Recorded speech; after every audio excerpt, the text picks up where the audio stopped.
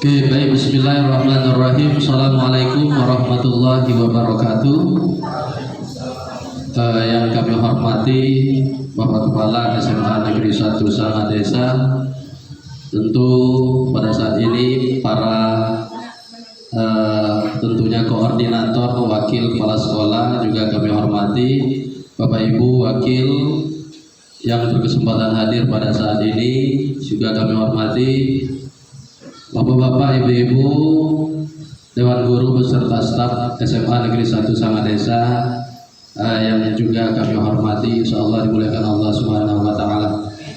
Pertama-tama marilah senantiasa puja dan puji syukur selalu kita panjatkan kehadirat Allah, karena pada sore hari ini tentunya kita dapat hadir di ruangan guru SMA Negeri 1 Sanga Desa dalam acara mengikuti seminar ataupun workshop dari salah satu calon guru penggerak kita, yaitu Bapak Rojaki MPD. Tentu aksi nyata modul seminar pada saat ini yaitu bertemakan menumbuhkan budaya positif di sekolah. Tentunya wabil khusus saat ini bagaimana upaya dan implementasi daripada aksi nyata yang dilakukan oleh calon guru penggerak ini senantiasa dapat berjalan dengan baik. Sholawat serta salam marilah senantiasa kita selalu curahkan buat baginda kita Nabi besar Muhammad Sallallahu Alaihi Wasallam. Mudah-mudahan kita bagian daripada umat yang mendapat syafaatnya ila yaumul qiyamah. Amin Allahumma amin. Bapak-bapak, ibu-ibu peserta seminar yang kami hormati, tentu rangkaian acara yang akan kita ikuti pada seminar kali ini yang bertemakan menumbuhkan budaya positif di sekolah, yang nantinya akan disampaikan oleh Bapak Rojaki MPD, salah satu calon guru penggerak A5 Musi Banyuasin, yang angkatan 5 Musi Banyuasin, yang alhamdulillah beliau adalah merupakan salah satu guru yang bertugas di SMA Negeri 1 Sanga Desa. Untuk mengawali dan mengambil berkahnya acara yang akan kita ikuti, tentu mari kita awali dengan sama-sama melepaskan lapas basmalah. Bismillahirrahmanirrahim. Selanjutnya kita dengarkan kata sambutan dan sekaligus membuka daripada acara seminar kita pada hari ini, tentunya kepada yang terhormat Bapak Kepala Sekolah SMA Negeri 1 Sanga Desa, yaitu Bapak Muhammad Habibi SPD MSI. Waktu dan tempatnya kami persilakan. Assalamualaikum warahmatullahi wabarakatuh. Yang sama-sama kita hormati Bapak Ibu Wakil Kepala Sekolah SMA Negeri 1 Sanga Desa, yang sama-sama kita hormati yang hadir di depan kita, Bapak Rojaki MPD, calon guru penggerak angkatan 5 SMA Negeri 1 Sanga Desa, dan yang kami banggakan Bapak Ibu peserta seminar yang berkesempatan hadir pada hari ini. Syukur alhamdulillah kita panjatkan kehadiran Allah Subhanahu wa taala yang telah memberi kita nikmat sehat, kesempatan sehingga kita dapat berkumpul di ruang ini dalam keadaan sehat walafiat. Dan tidak lupa salam serta selawat selalu kita curahkan kepada junjungan kita Nabi besar Muhammad Sallallahu Alaihi Wasallam beserta keluarga dan pengikutnya hingga zaman. Bapak Ibu yang kami banggakan, terutama Pak Rojaki yang pada kesempatan ini akan membawakan seminar selaku calon guru penggerak angkatan 5 Musi Banyuasin. Jadi merupakan praktik budaya positif di sekolah yang diteruskan dengan aksi nyata guru penggerak angkatan 5, yang pada intinya SMA Negeri 1 Sanga Desa Pak Rojaki mendukung program ini untuk mewujudkan profil pelajar Pancasila. Jadi kami harapkan dengan seminar ini, khususnya untuk para guru dan warga SMA Negeri 1 Sanga Desa dan sepakat untuk memulai untuk bergerak. Jadi dengan mewujudkan profil pemuda Pancasila yang tadi. Jadi nanti pada waktunya kami persilakan Pak Yagi dengan waktu yang seluas-luasnya untuk menyampaikan aksi nyata tersebut, dan kami berharap kepada peserta seminar untuk disimak dan mengambil pelajaran ya, untuk kita ke depan. Siapa tahu nanti Bapak Ibu berkesempatan untuk menjadi calon guru penggerak juga seperti Pak Yagi. Dan pada akhirnya kami buka acara seminar ini secara resmi dengan mengucapkan Bismillahirrahmanirrahim. Acara seminar ini kami buka secara resmi. Jadi sudah dapat disampaikan dan kami ucapkan wassalamualaikum warahmatullahi wabarakatuh. Waalaikumsalam warahmatullahi wabarakatuh. Baik Bapak Ibu yang kami hormati, demikian tadi sambutan dan sekaligus telah dibuka acara seminar kita pada saat ini oleh Bapak Kepala Sekolah. Mudah-mudahan yang merupakan suatu wujud harapan keinginan daripada dari kepala sekolah tadi bisa terwujud dan tercapai sesuai dengan harapan kita bersama. Bapak-bapak, ibu-ibu, hadirin peserta seminar yang kami hormati, memasuki acara selanjutnya tentu kita akan mendengarkan sekaligus pemaparan daripada salah satu calon guru penggerak di angkatan 5 Musim Banyuasin, tentunya Bapak Rojaki MPD, yang mana ini merupakan suatu aksi nyata beliau dalam mengimplementasi daripada apa yang menjadi suatu program guru penggerak pada saat ini. Dia mengambil dan mengangkat suatu tema menumbuhkan budaya positif di sekolah. Kepada yang terhormat Bapak Rojaki MPD, waktu dan tempatnya kami persilakan.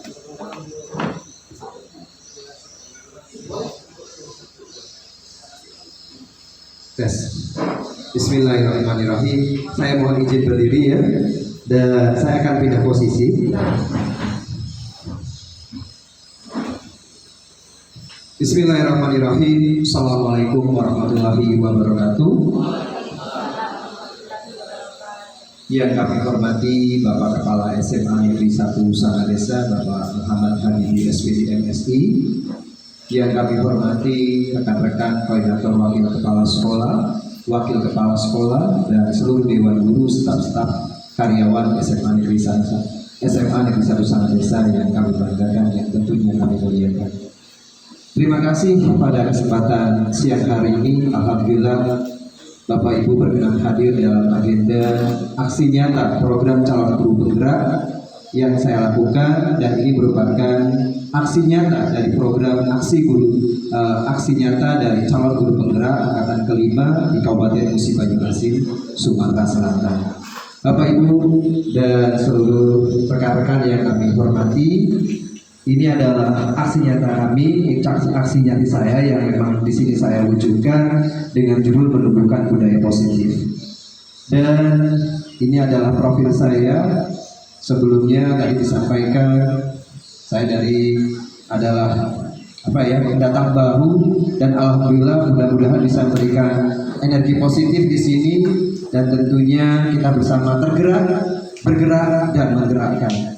Dan kita berdoa bersama mudah-mudahan SMA Negeri 1 Sangadesa di kedepannya bisa menjadi sekolah penggerak, dan harapannya kita akan menjadikan peserta didik kita menjadi profil pelajar Pancasila. Jadi benar-benar wujud program kurikulum merdeka bisa terimplementasikan dengan baik di sekolah ini.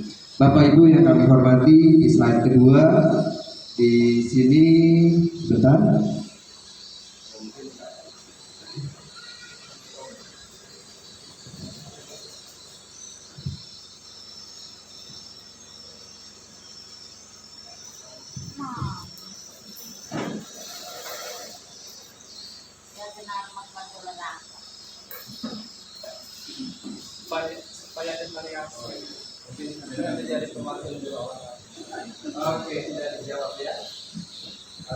Jadi informasi yang ingin saya sampaikan pertama adalah Bapak Ibu yang memang sudah memenuhi kriteria pendaftaran calon guru penggerak, ini telah dibuka. Tadi disampaikan oleh kepala sekolah, mudah-mudahan sekolah ini akan terus bertumbuh dan bertambah calon guru penggeraknya.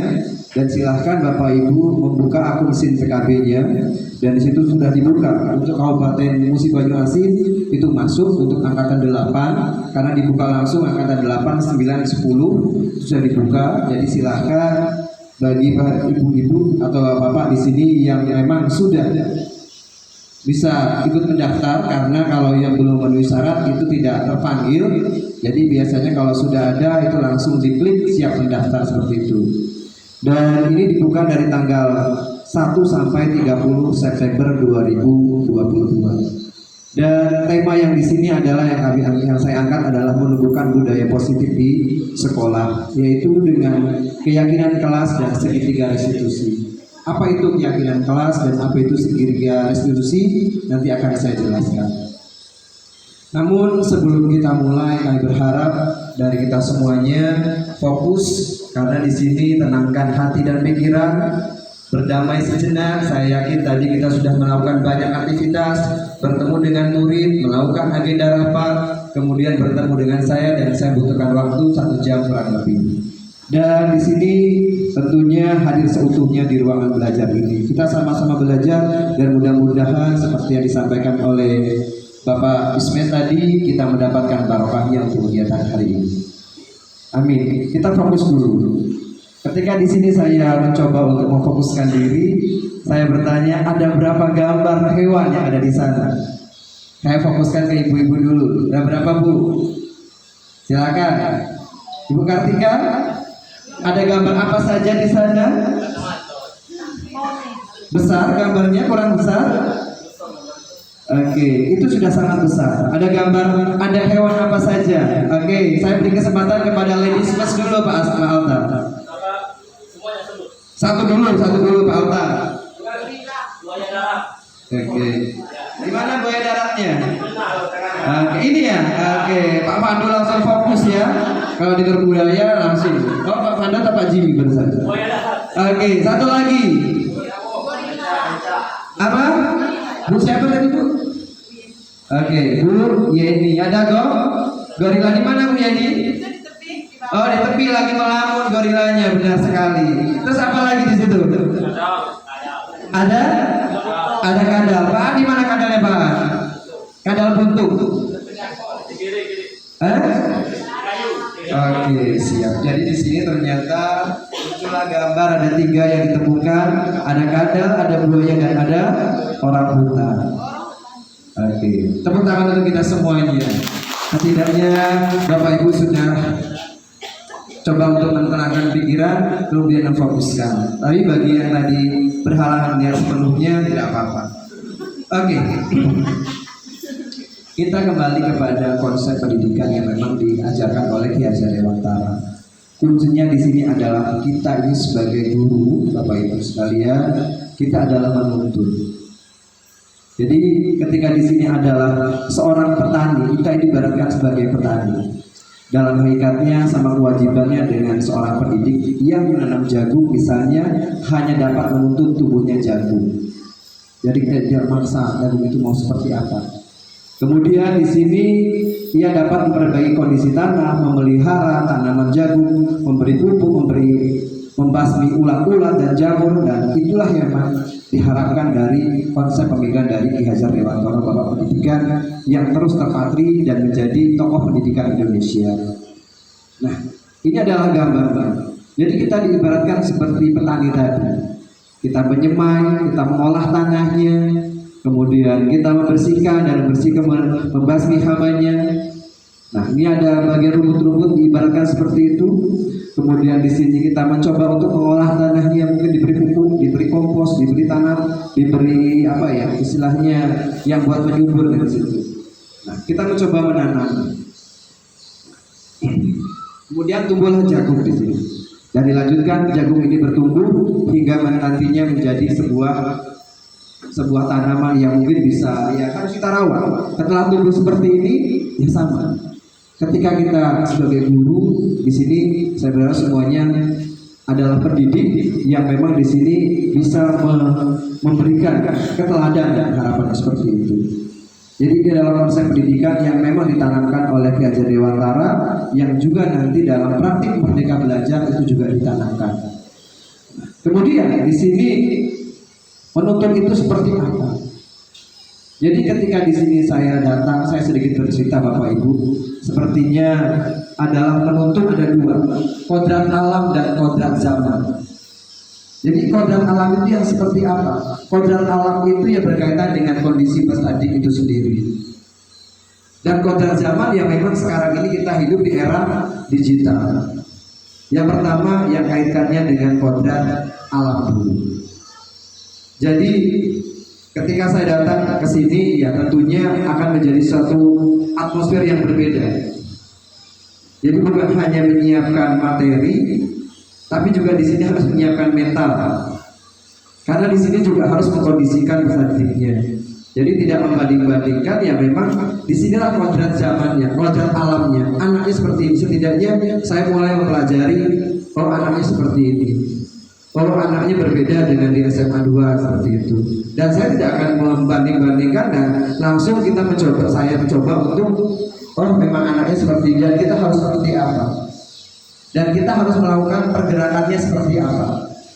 Jadi ketika di sini harus langsung berpacu dalam melodi dengan gerak yang cepat, otomatis tidak bisa. Apalagi saya pendatang baru seperti itu. Jadi benar-benar butuh sesuatu energi yang mampu untuk mencoba menyesuaikan kondisi kodrat alam di sini. Jadi ketika saya langsung berikan tugas, ayo nak buat poster, kamu langsung aplikasi Canva harus seperti ini, otomatis tidak akan jalan. Saya mencoba untuk menggunakan karton dulu, kemudian saya mulai mengenalkan, nah seperti itu. Jadi ini sangat ada satu keuntungan tersendiri bahwa di sini benar-benar pendidikan itu menuntun. Jadi kita benar-benar menuntun di sini. Jadi kalau misalnya Bapak Ibu ngajar di SMA 2, otomatis hatinya juga tergerak secara ininya, secara insting itu langsung. Pokoknya harus perfect, harus seperti ini. Ibu nggak mau tahu harus jadi. Karena nanti ada stigmanya seperti ini. Kan kalian sudah terpilih, sudah terseleksi dengan baik. Dan itu yang dinamakan dengan kodrat alam, karena memang sudah melalui seleksi yang memang di situ sudah baik. Nah sementara di sini kita tidak bisa istilahnya banding-bandingkan yang memang seperti kondisinya, ya kita harus mencoba menjadi pendidik yang memang benar-benar menjadi petani yang baik. Karena tadi diibaratkan oleh Ki Haji Toro, kita adalah petani. Nah, di sini adalah yang memang berkaitannya dengan konsep pendidikan abad 21. Kita coba untuk berkolaborasi, tidak hanya sekedar memberikan tugas, tidak hanya untuk nyuruh bersih-bersih. Kalau bisa kita lakukan sebagai suri keteladanan kita sendiri. Dan yang selanjutnya adalah semuanya siapa yang tidak bangga. Kita menjadi guru itu sangat bangga sekali. Kita harus bangga dulu sebagai profesi, sebagai guru. Mengapa? Mungkin saja kalau teller itu mungkin agak lupa begitu apa namanya konsumen atau istilahnya nasabahnya. Tapi kalau guru itu tidak akan lupa, tidak akan dilumpuhkan oleh muridnya. Oh Pak Zaki, oh Sir Zaki, ketemu di mana pasti dia itu guru saya. Tapi kalau misalnya kita nasabah Pak, mungkin tahun ini kita menjadi nasabah Bank Mandiri. Tapi karena kita keterima misalnya P3K, kita harus menjadi nasabah Bank Sumsel. Dan itu sudah menjadi faktanya. Jadi nilai plusnya adalah ketika kita menjadi guru, kita akan selalu dikenal. Dikenalnya seperti apa? Dikenalnya menjadi sesuatu yang positif. Tanda Pak Ibu ya, karena di sini ada sedikit perubahan koneksi. Dan selanjutnya, jadi saya ingin bertanya sekali lagi, karena di sini menunjukkan budaya positif. Tentunya ada sebuah paradigma yang memang di situ bergeser nanti, di mana biasanya kita nyuruh-nyuruh, kita langsung menghukum. Saya mau tanya Bu Kartika dulu. Bu Kartika, Bu Kartina ya, saya lupa kok, saya ingatnya Bu Kartika. Ya, tadi saya Bu Kartika lagi. Oke, sebentar ya. Saya mau tanya Bu Kartina. Bu Kartina, udah berapa tahun menjadi guru? 2007. Pengalaman apa yang paling berkesan dan ternyata masih bertemu anak itu masih kenal saya, masih ingat saya, pernah nggak? Coba ceritakan bagaimana. Apa Bu masuk TV? Saya tidak ingat kapan tahunnya, tetapi saya sangat terkesan siswa siswa itu sudah sekitar 3 atau 4 tahun jadi alumni di sini, tetapi setiap lebaran dia ke rumah, katanya, Bu, saya masih mau silaturahmi dengan ibu, gitu kan, apa kabar ibu, gitu, tanya-tanya yang seperti itu. Jadi saya sangat terkesan, sampai sekarang saya ingat betul siswanya. Ada beberapa, itu bukan satu, itu ada beberapa siswa yang seperti itu. Bahkan mereka sekarang sudah berkeluarga, hubungannya masih terus Pak, masih bagus. Jadi Bu Imahnya jadi seorang guru. Iya, itu nikmat sekali rasanya kalau ada siswa yang seperti itu. Iya. Oke, terima kasih Bu Kartina. Dan saya ingin bertanya kepada bapaknya juga ya, biar tidak terjadi kecemburuan sosial. Oke, saya tanya ke siapa ya kira-kira ini? Oh, Pak Repi. Pak Repi ini kan tentunya sudah berapa tahun Pak Repi menjadi guru di sini? 10 tahun. Tentunya sudah banyak makan asam garam di sekolah ini. Kalau Pak Revi sendiri punya pengalaman apa yang paling berkesan? Tapi di sini dulu istilahnya di sini. Jadi kita itu mengenangnya dulu tuh siswa saya bandel banget.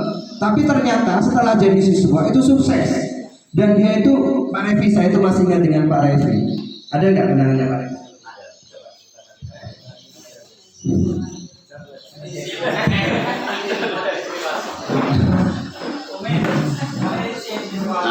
Jadi ini ada pernah satu siswa yang memang kalau di kelas itu yang jurusan IPS itu rata-rata kita siswanya ada kemungkinan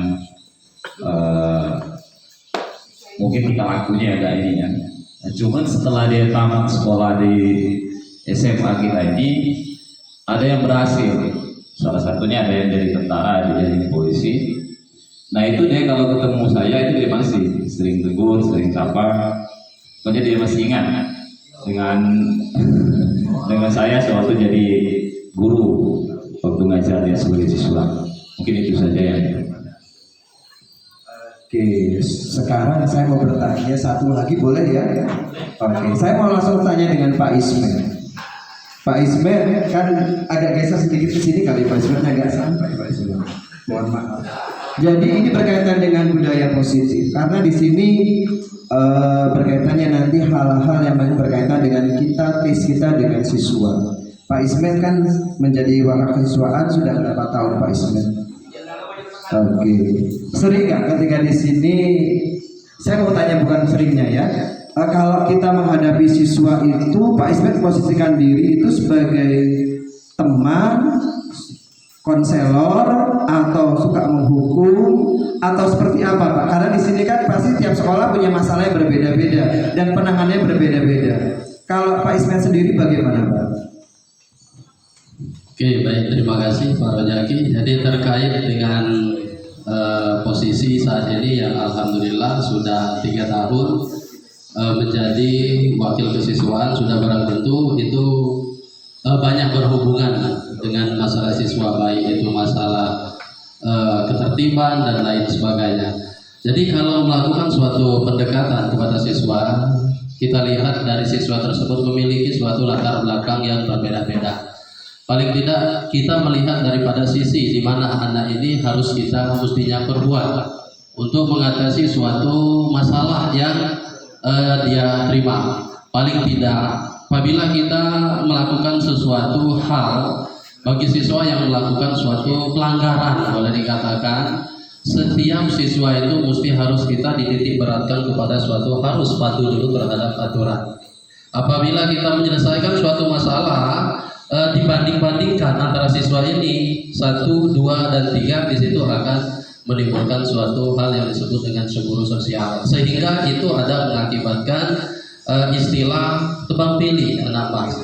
Namun apabila itu seringkali terjadi dan lain sebagainya, tentu kita akan melakukan suatu pendekatan yang lebih lagi terhadap siswa apa yang menjadi suatu problema ataupun permasalahan sehingga itu berlarut terus-menerus kepada siswa tersebut. Ternyata siswa ini setelah dilakukan tahap pertama secara keseluruhan harus memang dihukum secara keseluruhan dengan entah itu berupa hukuman fisik dan lain sebagainya, berikutnya mungkin kita ambil langkah yang lain. Jadi dengan kita melakukan hal tersebut bisa jadi ada suatu hal yang bernilai positif terhadap kita menangani setiap siswa yang ada kita temui. Mungkin itu saja. Terima kasih.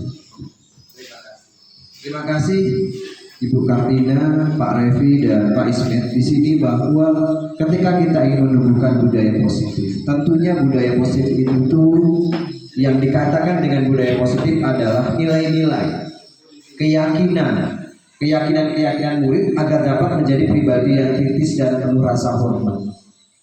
Dan di sini yang perlu kita tanamkan adalah, karena tadi dikatakan bahwa kita menangani murid itu sebagai apa sih? Terkadang kita sebagai teman, kadang kita sebagai konselor, dan kita sebagai pemantau. Nah, di sini adalah bagaimana kita mampu menumbuhkan bahwa ketika peraturan misalnya, oh ini rambutnya gondrong, ini memang udah ada peraturannya harus pendek. Nah, di sini yang ingin saya sampaikan adalah bagaimana membangun budaya positif itu. Peraturan yang memang tadi, ketika ada peraturan, di sini kita benar-benar bahwa kita harus punya keyakinan kepada mereka bahwa itu ada nilainya. Saya mau bertanya, pemerintah kemarin ketika COVID, apa peraturan yang memang harus diterapkan? Yang pertama, peraturan yang ditanyakan oleh pemerintah, Pak Ismet, tadi 3M ya, jadi menggunakan masker, menjaga jarak, dan satunya lagi apa? Mencuci tangan, menjaga jarak, dan menghindari kerumunan, menjaga masa 5M lebih banyak lagi. Kemudian ada lagi ketika kita berkendara motor, kita apa? Memakai helm. Itu udah peraturan ya. Nah, di sini yang saya katakan bahwa itu adalah aturan yang memang sudah ditetapkan. Dan sekolah pasti punya aturan. Salah satu aturan yang memang di sekolah ini yang ada apa Pak Ismet misalnya? Memakai pakaian yang seragam. Satu, menggunakan pakaian seragam, dan itu memang sudah menjadi budaya. Nah, di sini pertanyaannya adalah terkadang siswa itu masih alay, masih bukan alay ya, masih lalai, masih sering mengeluarkan baju karena mereka belum punya ada kesadaran secara internal. Nah, ini yang harus kita tumbuhkan, harus kita gerakkan, dan dengan cara apa? Dengan keyakinan pada diri mereka. Karena budaya positif adalah nilai-nilai yang memang ada, yang melekat pada diri kita. Dan saya katakan lagi bahwa ketika kita melakukan itu, ada istilahnya ini, oh saya mau memasukkan baju karena takut dihukum. Saya mau mengerjakan PR-nya Bu Kartina, PR ekonomi karena takut dihukum. Kalau saya mengerjakan PR Pak karena akan dapat hadiah. Itu salah satu tindakan yang memang di situ sebenarnya bagus. Anak itu sudah ada dorongan eksternal. Tapi bagaimana di sini kita harus menumbuhkan dorongan secara internal. Dan itulah budaya yang terus dalam artian dikatakan oleh Pak Ismet tadi itu terus berlanjut. Dan ini yang harus kita lakukan untuk saat ini. Sehingga ketika nanti Bu Kartina, oh saya ketemu Bu Kartina, oh ini guru saya masih ingat Bu Kartina dulu waktu ngajar dengan saya. Saya pengen silaturahmi terus ke Bu Kartina di hari Lebaran atau di bulan puasa di awal atau seperti apa, saya mau minta maaf segala macam. Itu biasanya yang melekat. Dan itu yang harus kita mencoba untuk gerakan. Ini listriknya mati lagi.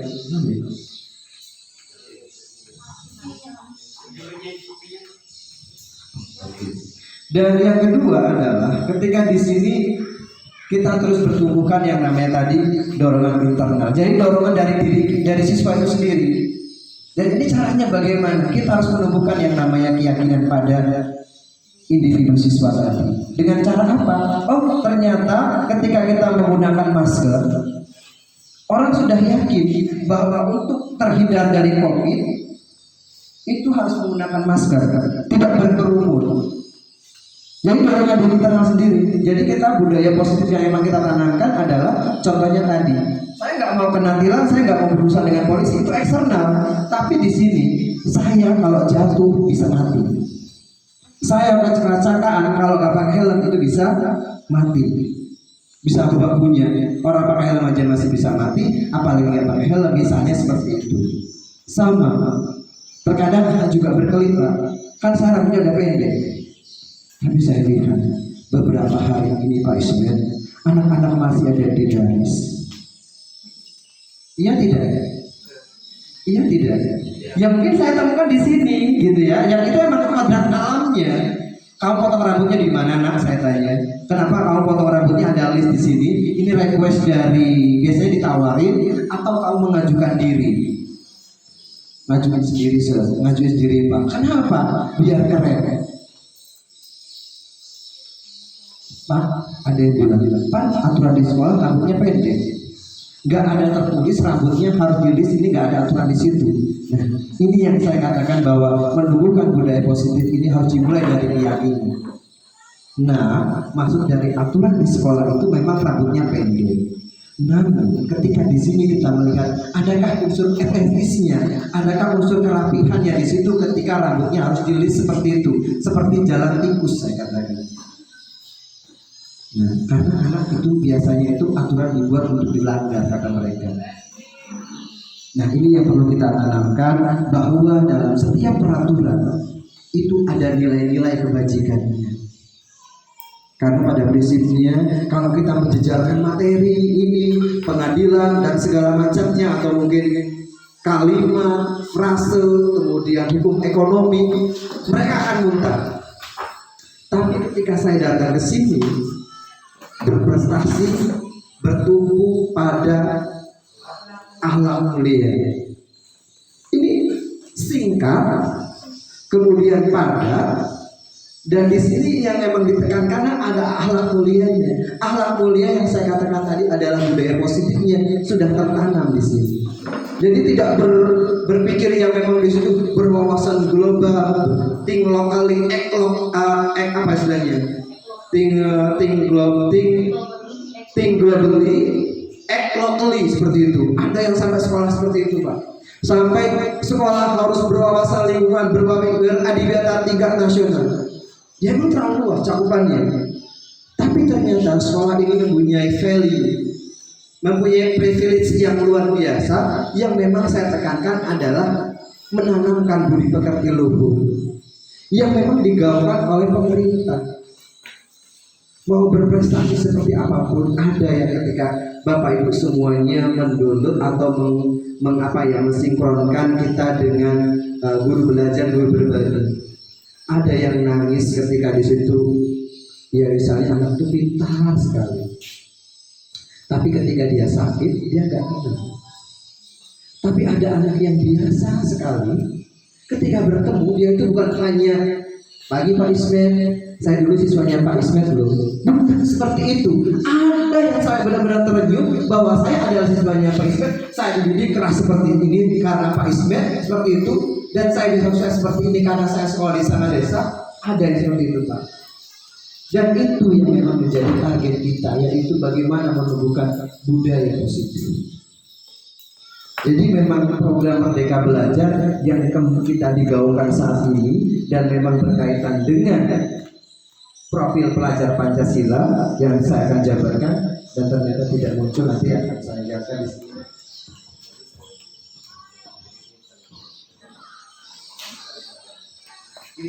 Jadi adalah konsep yang saya tekankan tadi adalah internal. Jadi kita berharap ke depannya siswa-siswa kita di sini, ayo kita ajak bergerak bersama, kita menjadi teladan yang baik untuk mewujudkan konsep disiplin di sini benar-benar tumbuh dari kesadaran diri anak itu sendiri. Kita yakinkan mereka, kenapa mereka rambutnya harus pendek, kenapa mereka harus tepat waktu, mengapa mereka harus dalam artian mengumpulkan PR-nya tadi, bukan karena takut dengan guru, bukan karena memang dapat hadiah, itu masih dorongan eksternalnya. Tapi di sini bagaimana kita bisa menumbuhkan sikap mereka terhadap kita, hormat terhadap kita, itu benar-benar datang dengan diri mereka sendiri dan bukan berpura-pura. Ada Pak Ismet, ada Bu Ardina, ada Pak Ilham, langsung kayak gitu kan, biasanya lari kayak gitu kan. Nah, di situ kita mencoba untuk mengarah ke sana. Nah, di sini berkaitan dengan disiplin, tentunya di sini adalah apa ya? Tujuannya yang pertama adalah bagaimana disiplin kita berubah menjadi sesuatu dilakukan pada orang lain untuk mendapatkan kepatuhan. Ini adalah salah satu bentuk di sini disiplin diri membuat orang menggali potensinya menuju sebuah tujuan apa yang dia hargai. Jadi itu tujuan target kita adalah setiap orang ketika melakukan dan itu bernilai. Saya yakin mereka akan menghargai apa yang mereka lakukan. Misalnya saja, kenapa sih harus buat taman kelas? Nah seperti itu. Itu yang memang kalau memang di situ hanya perintah sekolah mereka tidak akan melakukan. Tapi di sini ketika kita menanamkan sikap budaya disiplin tadi, budaya positif tadi, mereka akan mencoba tergerak. Dan itu ada caranya. Bagaimana kita membangun kesepakatan kelas. Di sini saya katakan tadi masih berkaitan dengan motivasi perilaku manusia tadi, motivasi eksternal, motivasi internal. Dan ketika kita melakukan itu, kita mencoba untuk berubah, tentunya dengan cara pendekatan. Saya lanjutkan lagi. Nah ini karena seharusnya tampil di slide ya, bahwa Bapak Ibu saya jelaskan di sini bahwa setiap manusia di sini saya yakin punya kebutuhan. Kita sepakati bahwa setiap manusia itu punya 5 kebutuhan. Dicatat Bapak Ibu, 5 kebutuhan. Jadi terkadang kita berikan hukuman atau terlambat. Pak Naru sudah standby di situ. Pernah melihat video-video singkat yang saya juga sempat nangis, dapat terlambat, dia langsung dipukul sama gurunya. Pernah melihat? Jadi sampai saya nangis. Ternyata endingnya seperti ternyata ibunya mati. Iya, yang orang mana itu Sulawesi itu ya. Nah, jadi 5 kebutuhan hidup manusia. Yang pertama adalah bertahan hidup, resilience. Resilient, bertahan hidup. Yang kedua adalah penguasaan. Jadi orang terkadang itu ketika dia tidak merasa dihargai, tidak merasa di apa istilahnya di dalam lingkungan kelas saja, tidak merasa dihargai dan segala macam, dampaknya adalah kadang menyendiri, kadang menyepi. Kalau dia negatif, dia akan arogan. Dia mencoba untuk dalam artian untuk mendapatkan kekuasaan tadi. Dan berikutnya adalah kasih sayang dan rasa diterima. Jadi bagaimana ketika saya sangat berterima kasih sekali ketika saya di sini merasa sangat diterima sekali, bukan merasa, memang diterima di sini. Dan timbulnya adalah well-being, enjoy. Bayangkan ketika saya tidak diterima di sini, Bu Tatiana sudah jauh-jauh dari ujung sana, meninggalkan suaminya di sana sementara waktu dan harus standby di sini dan tidak diterima. Apa rasanya? Pasti sedih. Tapi di sini ada sebuah 5 kebutuhan kasih sayang dan rasa diterima, dan kami mendapatkan itu sebagai newcomer di sini. Kemudian ada kesenangan. Siapa yang tidak bosan? Saya yakin bosan.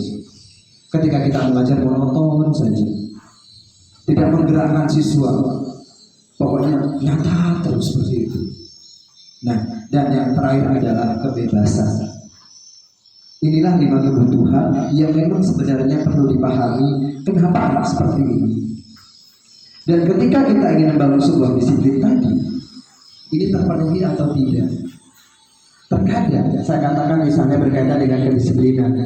Di sini adalah apa ya? Ya ketika di sini kenapa sih mereka kok dengan kita nggak mau suruh iuran beli ini, nggak mau segala macam. Terkadang mereka itu ada yang mau berpendapat ketika mereka iuran cuma 2.000 aja, bukan pelit, tapi mereka perhitungan. Ada apa mereka perhitungan seperti itu? Ya tidak. Pernah mengalami itu? Saya bertanya kepada Pak Ilham. Pak Ilham pernah pengalaman seperti itu? Atau Pak Naro yang sudah lama di sini? Kita sini Pak Naro. Pak Naro, saya ingin bertanya kepada Pak Naro. Adakah strategi? Jadi terkadang anak itu suruh iuran 2.000 aja dia nggak mau. Ini ada apa sebenarnya ketika dia perlu diselidiki dengan kaitannya adalah kebebasan. Pertanyaannya adalah terkadang anak itu susah untuk suruh iuran aja, padahal untuk mereka sebenarnya. Dan ada saja 1 atau 2 siswa yang tidak mau bayar, padahal dia bisa. Iya, ini pengalaman saya sudah beberapa tahun. Kemarin jadi bukan sih, bukan tagih subsidi silang. Nah, jadi memang mereka ada variasi perbedaan siswa di situ. Yang pertama, siswa yang tidak mau membayar memang keadaan, memang latar belakang miskin dan sebagainya. Yang kedua, ada juga siswa tersebut uang sudah dikasih oleh orang tua tapi tidak dibayar dengan alasan yang pertama beli pakaian sesuai tren pada saat ini, apalagi yang cewek kan banyak kebutuhan lipstik dan sebagainya. Itu salah satunya karena ditemukan di situ. Yang ketiga, ada lagi siswa itu belum membayar tapi mengaku sudah membayar. Nah itu. Nah, yang posisi ketiga ini sangat memprihatinkan. Itu tuh berhubungan dengan guru-guru yang bukan berwenang di situ. Mereka, aku sudah bayar Pak dengan Pak ini, aku sudah bayar Pak dengan Ibu ini, padahal kenyataannya memang belum membayar. Gitu pada dasar. Lagi-lagi di sini adalah kita tekankan bagaimana cara kita menanamkan kejujuran dan tanggung jawab siswa terhadap diri sendiri. Ya Pak, terima kasih. Terima kasih Pak Naru. Beri plus dan luar biasa buat Pak Naru yang punya pengalaman sebagai penagih subsidi silang untuk perbaikan untuk pendidikan di SMA Negeri 1 Sangadesa. Ya, ini benar. Karena memang terkadang ketika mereka itu kadang tidak jujur, kadang mereka emang nggak ada, gitu. Dan emang itu harus kita selidiki. Sama ketika kita menghadapi budaya positif yang sudah ditanamkan itu ya, kita tuh sudah punya aturan Pak. Tanggal sekian harus bayar. PLN sekarang punya peraturan yang ketat. Tanggal berapa kita dicabut kalau nggak bayar? Berapa kali kita tidak bayar? Itu aturan. Ya tidak ada. Jadi di sini adalah aturan menurut Bapak. Aturan itu dibuat sepihak atau oleh kesepakatan bersama?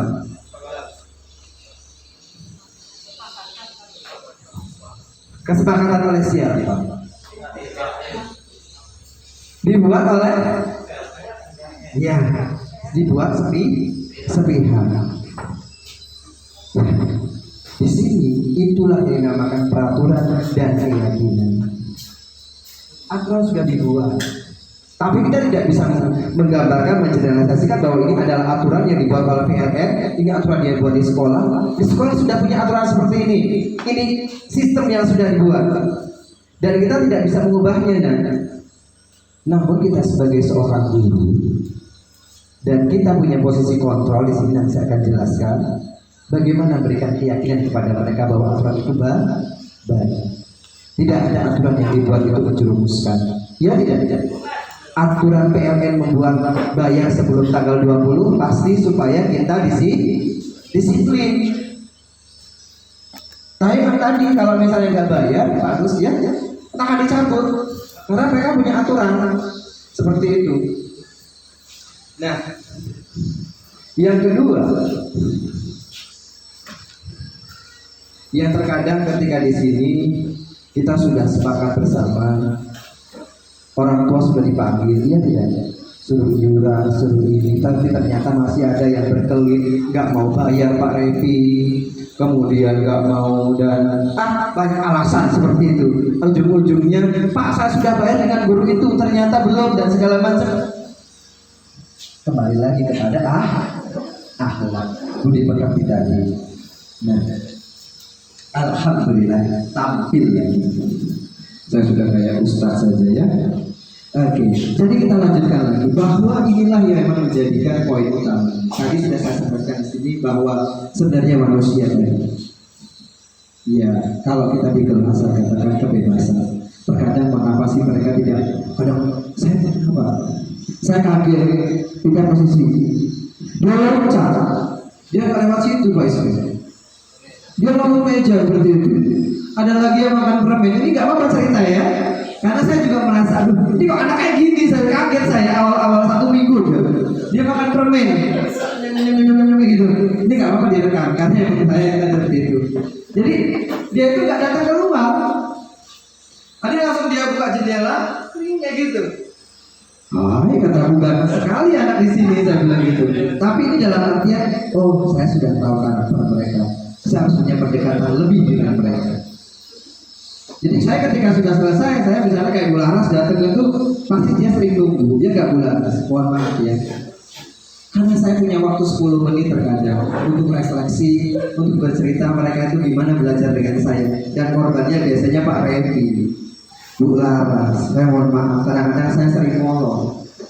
Karena saya ingin bertanya kepada mereka, bagaimana pembelajaran dengan saya hari ini, kemudian apa yang kamu dapatkan, dan adakah keluhan hari ini. Karena kadang-kadang Pak di situ saya tidak nyaman belajar bahasa Indonesia karena wajib menggunakan bahasa Indonesia. Saya tersiksa hari ini. Dia tidak bahagia Pak satu hari itu. Karena saya buat postingan di situ. Karena dipaksa menggunakan bahasa Indonesia. Tapi nggak apa-apa, itu budaya positif yang harus saya tanamkan. Di sini saya tidak mengajarkan bahasa lokal. Saya guru bahasa Indonesia, pakam saya guru bahasa Indonesia, dan mereka harus terbiasa. Saya lanjutkan lagi. Ini masuk kepada 5 posisi kontrol. Untuk yang paling tertinggi levelnya adalah pembuku. Ini yang biasa kita lakukan ya. Kita main hukum saja. Kayak ibu-ibu yang di Sulawesi itu, Bu. Kamu tidak tahu, kamu tidak berlebar lagi segala macam, sudah. Waduh, saya ditertawakan. Oh, bukan batu dia. Jadi dia datang, ada ibunya nangis kan anaknya, dia tahan, dia rahasia, dia punya daya pertahanan yang luar biasa itu anak itu. Kemudian pokoknya nggak mau tahu latar belakangnya, itu tipe kita biasanya. Itu level yang paling rendah kalau kita menentukan.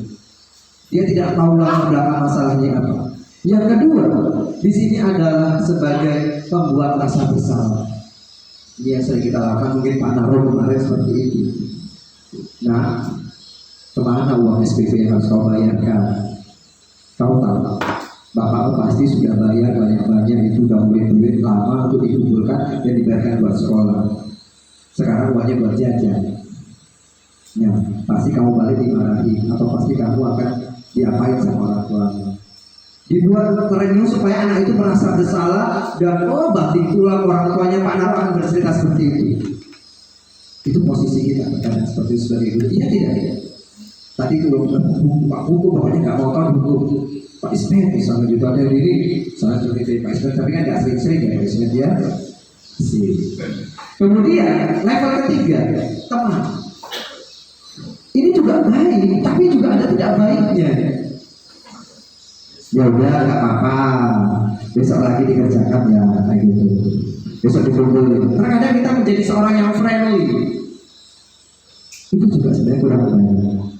Kalau kita jadi teman, ya memang benar. Saya di SMA 2 saya merasa posisinya sebagai teman semua.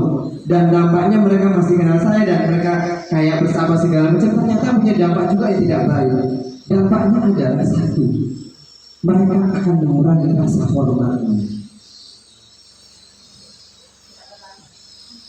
Ada dengan guru mau kayak gitu. Ada guru ketemu di mana? Ayo gitu. Halo banget. Gitu kan? Maaf ya. Jadi ternyata kurang baik juga kalau kita memposisikan diri kita sebagai teman dalam posisi disiplin diri tadi. Dan yang keempat adalah sebagai pemantau. Pemantau itu kita mencoba mengingatkan. Ayo SPP, ini sudah menjadi tanggal waktunya. Naro ini sudah mulai naik levelnya, sudah level 4. Bagus Pak Naro seperti itu. Kalau misalnya diterapkan, Pak Naro saya tunjuk lagi, saya rekomendasikan lagi nanti saya kepala sekolah. Dipantau terus anak-anak suruh bayar placement. Supaya apa? Sekolah ini bisa berjalan kalau kan bayar SPP misalnya seperti itu. Ini sudah mulai bagus. Ayo dikerjakan tugasnya. Sudah deadline-nya tanggal berapa? WA itu selalu muncul di grup mereka. Saya nggak tahu Bapak Ibu apakah punya grup mata pelajaran masing-masing. Kalau saya punya. Jadi saya pantau terus deadline-nya, di timeline-nya, tugasnya ini seperti ini. Kalau kurang jelas temui saya di sini. Nah, seperti itu. Kita sempat memantau mereka, bukan memantau mereka itu apa gitu. Kadang-kadang tidak simpan nomornya, cuman ada yang simpan. Ayo kurangi status tidak jenuh kamu, gitu. Statusnya tidak berfaedah itu dikurangi, dia bilang gitu. Karena kita mantau di situ. Yang mengingatkan, yang memantau itu mengingatkan. Dan yang terakhir adalah sebagai manajer. Wah keren ya, kalau dulu sebagai manajer itu keren sekali. Nah, ada 3 ketika kita menghadapi anak yang saya katakan tadi punya kasus, dan kemarin saya akan coba praktekkan kepada 2 siswa, dan itu hasilnya juga lumayan, yaitu dengan cara segitiga restitusi. Segitiga restitusi itu kita mencoba sebagai manajer. Yang di sini kita mencoba untuk memahami kodrat alamnya. Terkadang kita tahu, oh anak ini kenapa sih nggak bayar SPP? Kita stabilkan dulu. Menstabilkan identitas di sini bukan identitasnya siapa namamu, alamatmu di mana segala macam, tidak. Tapi di sini saya katakan sekali lagi, mengapa? Misalnya dalam artian SPP ini kok belum bayar-bayar? Mengapa tugas ini gak dikumpul-kumpulkan? Mengapa kamu selalu datang terlambat? Tanyakan dulu, karena terkadang kita harus tahu. Karena untuk membangun budaya internal tadi saya katakan istilah motivasi internal itu ya kita harus tahu. Kenapa kamu pengen sekolah di sini? Kenapa nggak di desamu saja? Makanya saya katakan ketika saya di sana, saya masih sering mengatakan seperti itu. Kenapa kamu nggak sekolah di sana desa aja, di Bebatuan saja, kan di sana juga bagus sekolah. Nggak selesai punya motivasi ini segala macam seperti itu. Oh bagus, kamu sudah ada mulai ada progres ke depannya. Karena saya tidak hanya di sekolah di sini, saya pengen ke sini, saya targetnya seperti itu. Sama ketika di sini juga demikian. Jadi kita harus tahu latar belakangnya. Dan di sini yang kedua adalah validasi kebutuhan. Ya, kita harus tahu bahwa ketika di sini sekali lagi ya,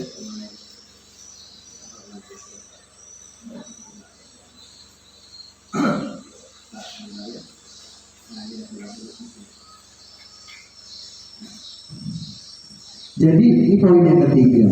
Karena terkadang yang kita akan melakukan hal yang terbaik yang bisa lakukan. Saya yakin yang pertama tadi kita sudah tahu latar belakangnya.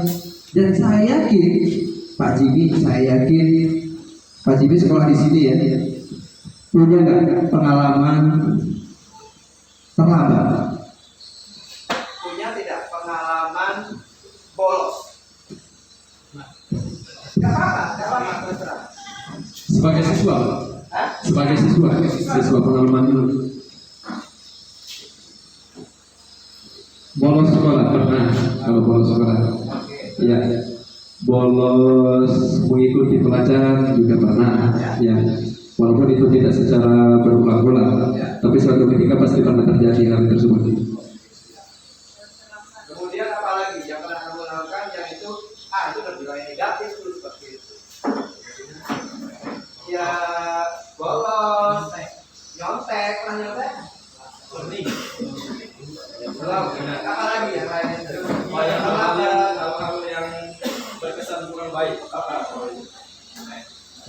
Tidak mengikuti upacara Pak seperti itu kan? Ya, tidak mengikuti upacara karena suatu alasan tertentu biasanya seperti itu kan. Suatu ketika mendadak kita lupa membawa nasi atau seketika lupa keberadaan topi seperti itu sehingga menimbulkan rasa ketakutan yang implikasinya kita berbuat kesalahan seperti itu. Oke. Terima kasih. Jadi ketika kita tahu. Jadi inilah yang saya katakan 3 posisi kontrol tadi. 3 restitusi tadi, ini bisa kita lakukan sebenarnya.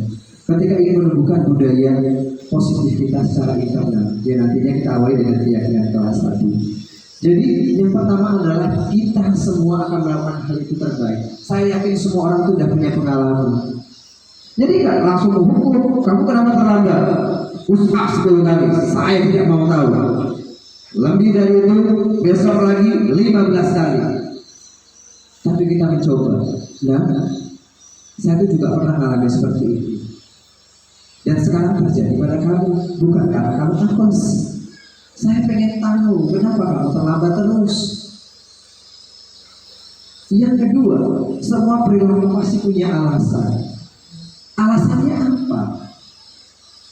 Jadi kita tidak serta-merta menjadi penghukum yang memang di situ otoriter tadi.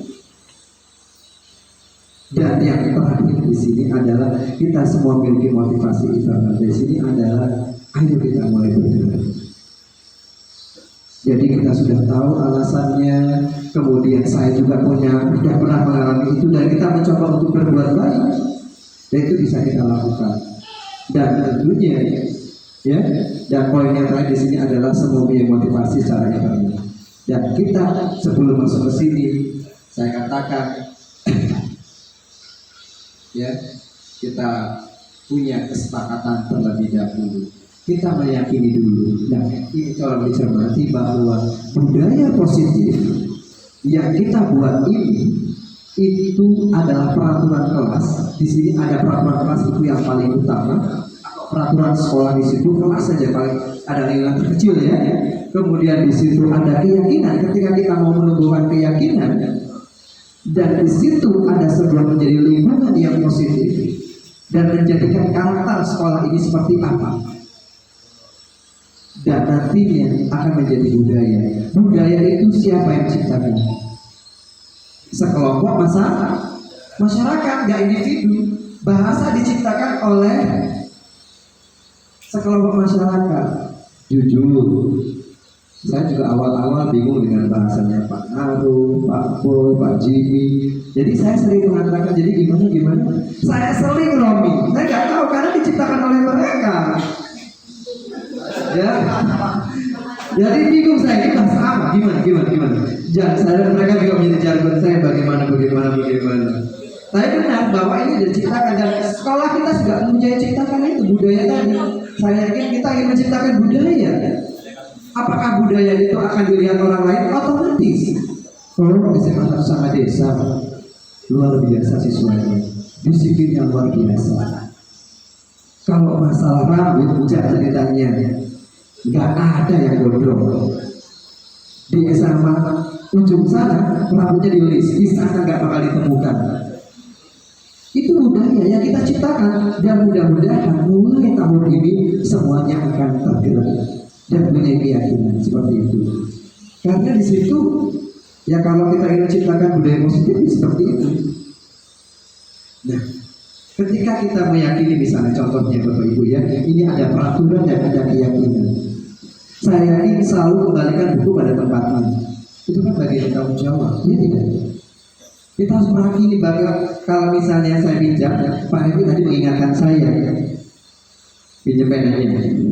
Itu penaku balik. Karena saya coret-coret lagi tadi.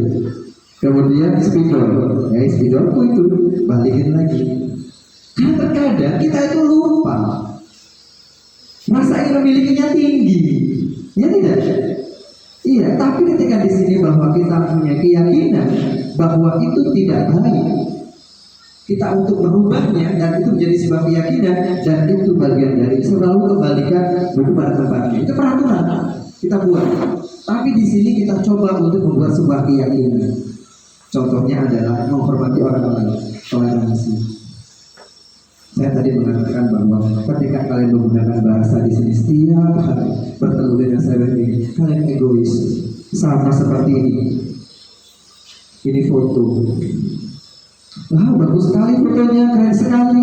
Kata Bu Tatiana, dia bilang, tidak keren, tidak ada saya di situ. Egois tidak? Egois ya Bu. Tapi ketika kita buat keyakinan bahwa dalam pembelajaran bahasa Indonesia meyakini bahwa itu baik menggunakan bahasa Indonesia dalam proses pembelajaran bahasa Indonesia, itu peraturan yang saya terapkan. Tapi saya ingin menumbuhkan keyakinan kepada mereka bahwa menggunakan bahasa Indonesia merupakan bentuk toleransi, ketidakegoisan. Saya roaming, saya bingung kan ngomong apa. Bukannya saya tidak menghargai bahasa kalian, mohon maaf ini sebenarnya ya. Tapi nggak apa-apa, dalam kelas kita punya aturan. Jadi saya terapkan di kelas. Nah, di sini kita menumbuhkan keyakinan. Contoh lagi bahwa jangan berlari di kelas atau di koridor. Karena untuk keselamatan kita meyakini. Kenapa kita harus pakai helm? Kita harus pakai ini. Nah, ini yang saya buat. Ini contohnya di luar dan ini ketika saya terapkan contohnya di situ dan ada beberapa contoh yang memang saya perlihatkan Bapak Ibu. Ini contohnya bukan ya? Oh, di rumah mungkin saya tidak tahu.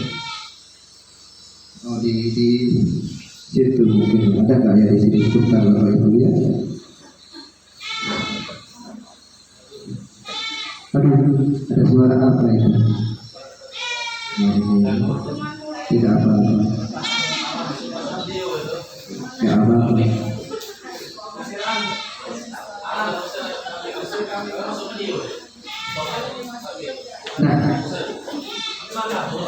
saya perlihatkan, saya contoh-contohnya ketika mereka mencoba membuat keyakinan kelas. Nah di situ saya perlihatkan, di situ itu adalah tulisan yang di sana sama saja boleh dilihat, dan di sini intinya adalah bagaimana kesepakatan itu sama dengan keyakinan. Dan kita perlu menerapkan itu supaya apa? Supaya mereka menaati peraturan yang ada di tabungan. Nah, mereka menuliskan, mereka mencatat, nah seperti itu. Kemudian mereka menempelnya, dan mereka nanti pada saatnya mereka ya tadi meyakini tadi bahwa apa aturan yang dibuat oleh sekolah, dan kita mencoba untuk meyakinkan kepada mereka. Saya yakin mereka akan tumbuh motivasi internal. Alhamdulillah. Dan tadi saya katakan di posisi kontrol, kita sebagai apa di situ? Posisinya sebagai penghukum kan, kita coba kalau bisa mulai sekarang tidak lagi menjadi langsung penghukum. Kita tidak mau diklaim saya berkenal, saya sekarang sudah menjadi pegawai bank. So ingat saya dari dulu Pak Jimmy, pertama saya masuk kelas SMA sama desa sampai saya lulus kerjaan hukum. Tidak lagi mulai sekarang. Tapi saya ingin ketika nanti Pak Jimmy akan menjadi seorang manajer dengan cara ya bagaimana ya di situ tadi ada video pendek mau dilihatkan, nah, ya. Tapi di sini sangat singkat Bapak Ibu, tidak apa-apa ya.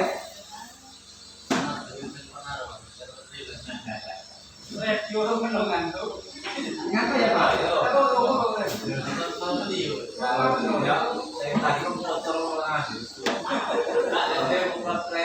Oke, ini video ya. Ini kan aset posisi lagi.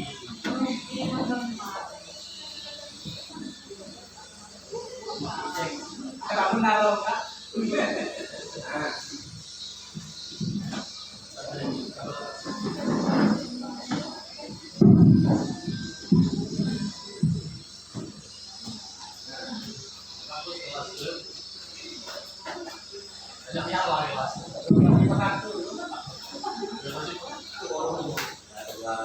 Ini adalah salah satu video.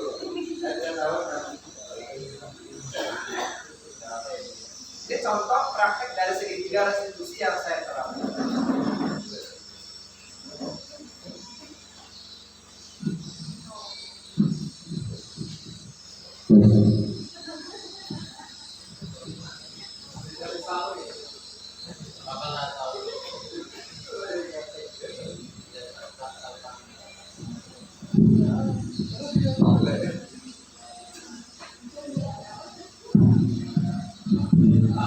Ada suaranya Pak Ismet lagi.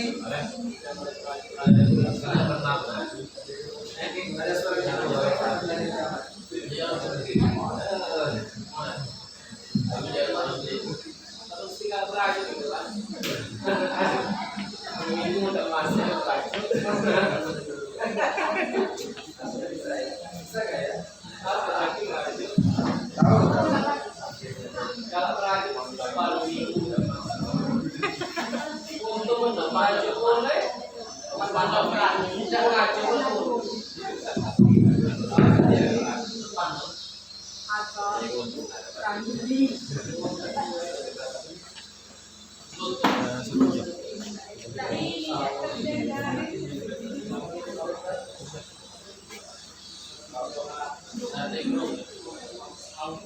ya, boleh nanti saya share ya. Jadi saya jelaskan Bapak Ibu, ini adalah satu ketika bahwa ada seorang anak ini bernama Muhammad Indra. Dia itu saya serahkan naskahnya ke Pak Revi. Jadi dia itu pada saat jamnya Pak Revi dia itu ada. Oh iya. Jadi pas saat jamnya Pak Revi dia itu ada. Tapi pas jam saya dia itu hilang. Kemana dia, saya pikir. Saya sudah tanya, ada Pak tadi yang kabur. Ternyata dia ke kantinnya Pak Joyo. Nah, selidik saya tanya dengan cara menstabilkan tadi dan segala macamnya. Kenapa kamu bolos jam saya? Kamu nggak suka pelajaran saya? Kamu menghindar karena apa? Karena saya kurang keren? Bukan itu Pak. Ini kasus, ini contoh kasus aja ya. Pak Repi karena dia banding-bandingkan, tidak seperti itu Pak, kata Indra. Dia menjelaskan bahwa saya bolos karena si Irfan dan temannya itu dia dikatakan nggak solid nanti Pak kalau saya nggak bolos seperti itu, nggak melor, saya kita nggak ngeprank katanya kayak gitu. Jadi kamu lebih pentingkan teman daripada saya. Bukan itu juga Pak, kata si Indra seperti itu. Nah, singkat cerita, oke, saya juga pernah mengalami seperti itu. Pak, saya pernah Pak, waktu kelas 1 SMA Pak ya. Saya ketahuan tidak upacara, saya tandang pantatnya itu aktif banget sama orang siswaan. Saya juga pernah mengalami seperti ini. Saya katakan setiap orang itu punya salah. Tapi kuncinya adalah bagaimana kita menjadi posisi manajer tadi. Kita mencoba untuk menstabilkan mereka bahwa saya juga pernah melakukan itu dan ada etikat untuk berbuat baik berikutnya. Oke.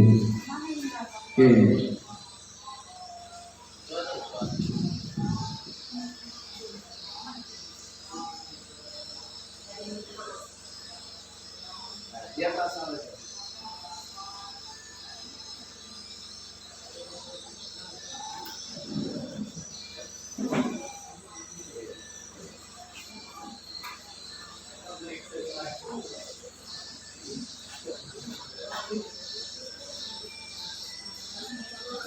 Oke, ada 2 video tapi satu aja dulu ya, ada yang waktunya juga selesai. Kemudian ada lagi ada video selesai. Dan ini posisi kontrol tadi. Ketika kita sudah meyakini, saya berharap semuanya bisa mencapai posisi kita sebagai manajer. Kuncinya adalah Ketika di sini, saya pernah berbuat salah. Saya tahu salah saya. Saya mencoba untuk jujur. Kenapa tadi memilih Pak Repi ada, Ijabah Jaki ada. Oke, saya menghargai kejujuranmu. Saya menghargai pendapatmu. Dan yang berikutnya adalah, apakah kamu mencoba untuk berbuat lebih baik lagi? Kita tidak akan membuat kamu merasa bersalah si Indra tadi. Kamu tahu nggak kalau bolos pelajaran saya rugi besar. Hari ini ulangan dan kamu terdata tidak ada nilainya. Itu merasa bersalah tadi posisinya. Tapi di sini kita tekankan bahwa oke, saya hargai kejujuran kamu. Nanti kita cari solusi, ada win-win solutionnya. Besok siap dengan ulangan saya, siapa? Karena nanti endingnya apa yang dirasakan oleh anak, dia tidak merasa tertekan, tidak merasa terhakimi, tidak merasa di kursi pesakitan seperti di pengadilan tadi. Yang namanya di kursi pesakitan itu neter. Saya sampai sempat cerita Pak Ismet, kelas 3 SMA sama wali kelas sendiri, saya disupport hampir 3 minggu. Mau tahu ceritanya? Gara-gara satu baris itu, karena saya kelas bahasa sastra Inggris itu 6 jam harus di. Jadi kita dulu lancar bahasa Inggrisnya, karena saya dulu di kelas bahasa dan masuklah wali kelas saya sastra Indonesia. Dia buatnya minta ampun dan sampai sekarang masih di situ. Saya tidak boleh masuk 3 minggu di situ. Kemudian saya bisa masuk lagi ketika saya sudah bertemu dengan dia. Tapi saat ini masih ada. Bilangnya cuma gini, saya hanya uji mental kamu cek. Gak kebayang 3 minggu saya diskor, saya dikeluarkan, benar dikeluarkan, gak boleh masuk. Alangkah gimana dulu ketika saya di luar, teman-teman belajar. Sementara 1 minggu itu ada 6 jam, 3 pertemuan, 2 jam, berarti 3 minggu. Sastra Inggris, sastra Jerman, bahasa Jerman, sastra Indonesia. Nah itu 3 mapel itu kalau di kelas bahasa itu 6 jam semuanya. Dan pada saat pelajaran sastra Indonesia saya harus lolos. Dan satu hal lagi, di situ ternyata wali kelas saya sendiri. Ini saya katakan bahwa ini pengalaman yang dikatakan agak sedikit pahit. Dan mudah-mudahan tidak akan terjadi pada saya. Meskipun dia ngomongnya adalah saya hanya menguji mental kamu. Jadi, Masya Allah Pak, jadi uji aja. Kasih di situ kan nggak mungkin marah ya. Siswa nggak mungkin dia, karena dia posisinya adalah di bawah. Tapi di sini kita mencoba, kalau kita sekarang ini jadi guru yang baik dan ingin dikenal seperti Pak Naro tadi, dapat oleh, dapat hadiah. Bukan berarti kita pengen dapat hadiah, bukan. tapi di situ ada sebuah kebanggaan. Bu Kartina, saya yakin senang sekali dikunjungi walaupun nggak bawa apa-apa. Ketika siswa datang itu luar biasa. Sampai sekarang ini saya sudah hampir 8 tahun lebaran di Sekayu. Ya siswa berdatangan, ya senang aja, malah ada yang request Pak terkadang, Sir, ada ini nggak Sir? Emang di sini warteg minta pisang segala macam. Saya katakan seperti itu. Mungkin karena sudah ada kedekatan dan saya memposisikan diri dulu sebagai teman. Ya kebayang Pak Mas ya dari request Pak bertamu itu ada pisang nggak Pak kayak gitu? Ada pisang nggak? Itu mungkin posisi saya sebagai teman dulu waktu dia sebagai siswa. Tapi ada kesadaran tersendiri, mereka masih ingat saya dan mereka masih sanjung ke rumah saya, ke rumah kami. Seperti itu. Kalau kita pada level yang tertinggi di sini, saya yakin kita akan tetap menjadi guru yang mulia. Nah ini yang saya katakan restitusi adalah ketika di sini saya katakan menciptakan kondisi bagi murid untuk perbaiki kesalahan mereka sehingga mereka bisa kembali kepada kelompok mereka dengan karakter yang lebih kuat. Jadi ketika orang yang punya salah, kalau bisa mulai sekarang dan kita akan menciptakan iklim yang itu dan mudah-mudahan sekolah kita menjadi sekolah yang merdeka, saya yakin itu bisa terwujud. Kalau kita terus mereka terjadi salah segala macam, ini pokoknya aduh nggak enak dengan Pak Naru, belum iuran, saya nggak masuk lah kayak gitu. Saya belum bayar ini dan timbul rasa bahwa rasa nggak enak dan percaya diri seperti itu.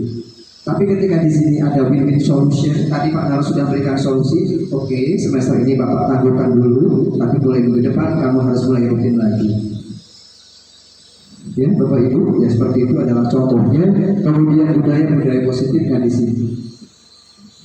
Yang saya katakan bahwa revolusi itu ya belajar dari kesalahan. Tadi yang saya jelaskan sudah panjang lebar pada kondisi mati lampu tadi. Di sini adalah memenuhi kebutuhan dasar. Mereka ingin bebas juga. Kalau kita buat peraturan, tapi menekan mereka dan tidak membuat keyakinan tadi, otomatis dia akan tertekan. Ya tidak. Sepatu harus dilepas, tertekan mereka. Tapi kalau kita coba untuk membuat keyakinan bahwa melepas sepatu di dalam kelas dan hanya guru saja yang boleh, saya yakin kelas itu akan tak bersih. Saya katakan kelas 10 IPS 1 itu. Ini kelas kotor itu bukan karena faktor orang lain lalu lalang, tapi kalian sendiri, saya bilang gitu. Kenapa? Kalian belum meyakini bahwa ketika masuk sepatu itu masuk kuman seperti itu. Semuanya bawa kuman. Ayo, nggak tahu siapa yang tergerak di situ dalam grup itu. Kita bikin rak sepatu. Padahal kesempatan sebelumnya sepatu dimasukkan. Tadi malam apa dua malam ini mereka sedang heboh bikin sepatu. Entah itu aturan dari mana, tapi mulai 2 malam ini mereka tergerak untuk membuat rak sepatu. Saya yakin mereka sudah mulai ada inisiatif untuk melepas sepatunya dan ditaruh di luar. Atau mungkin tergerak dengan teman-temannya. Dan mudah-mudahan itu bagian dari budaya positif. Saya katakan sekali lagi dalam segitiganya tadi, praktiknya sudah ada, videonya juga sudah ada. Nah, ini yang biasanya suka dikatakan kalau kita mau bertemu dengan siswa yang ketika situ siswanya bermasalah. Bermasalah itu hal yang manusiawi, tidak ada manusia yang sempurna. Sepakat ya, kita bisa menyelesaikan permasalahan ini. Saya yakin bisa. Gak ngerjain PR, masa setiap hari harus tidak mengerjakan PR kan tidak mungkin. Saya yakin dia akan mengerjakan. Kemudian kita pasti bisa menyelesaikan permasalahan ini. Yakinkan itu. Karena saya juga udah ada pengalaman.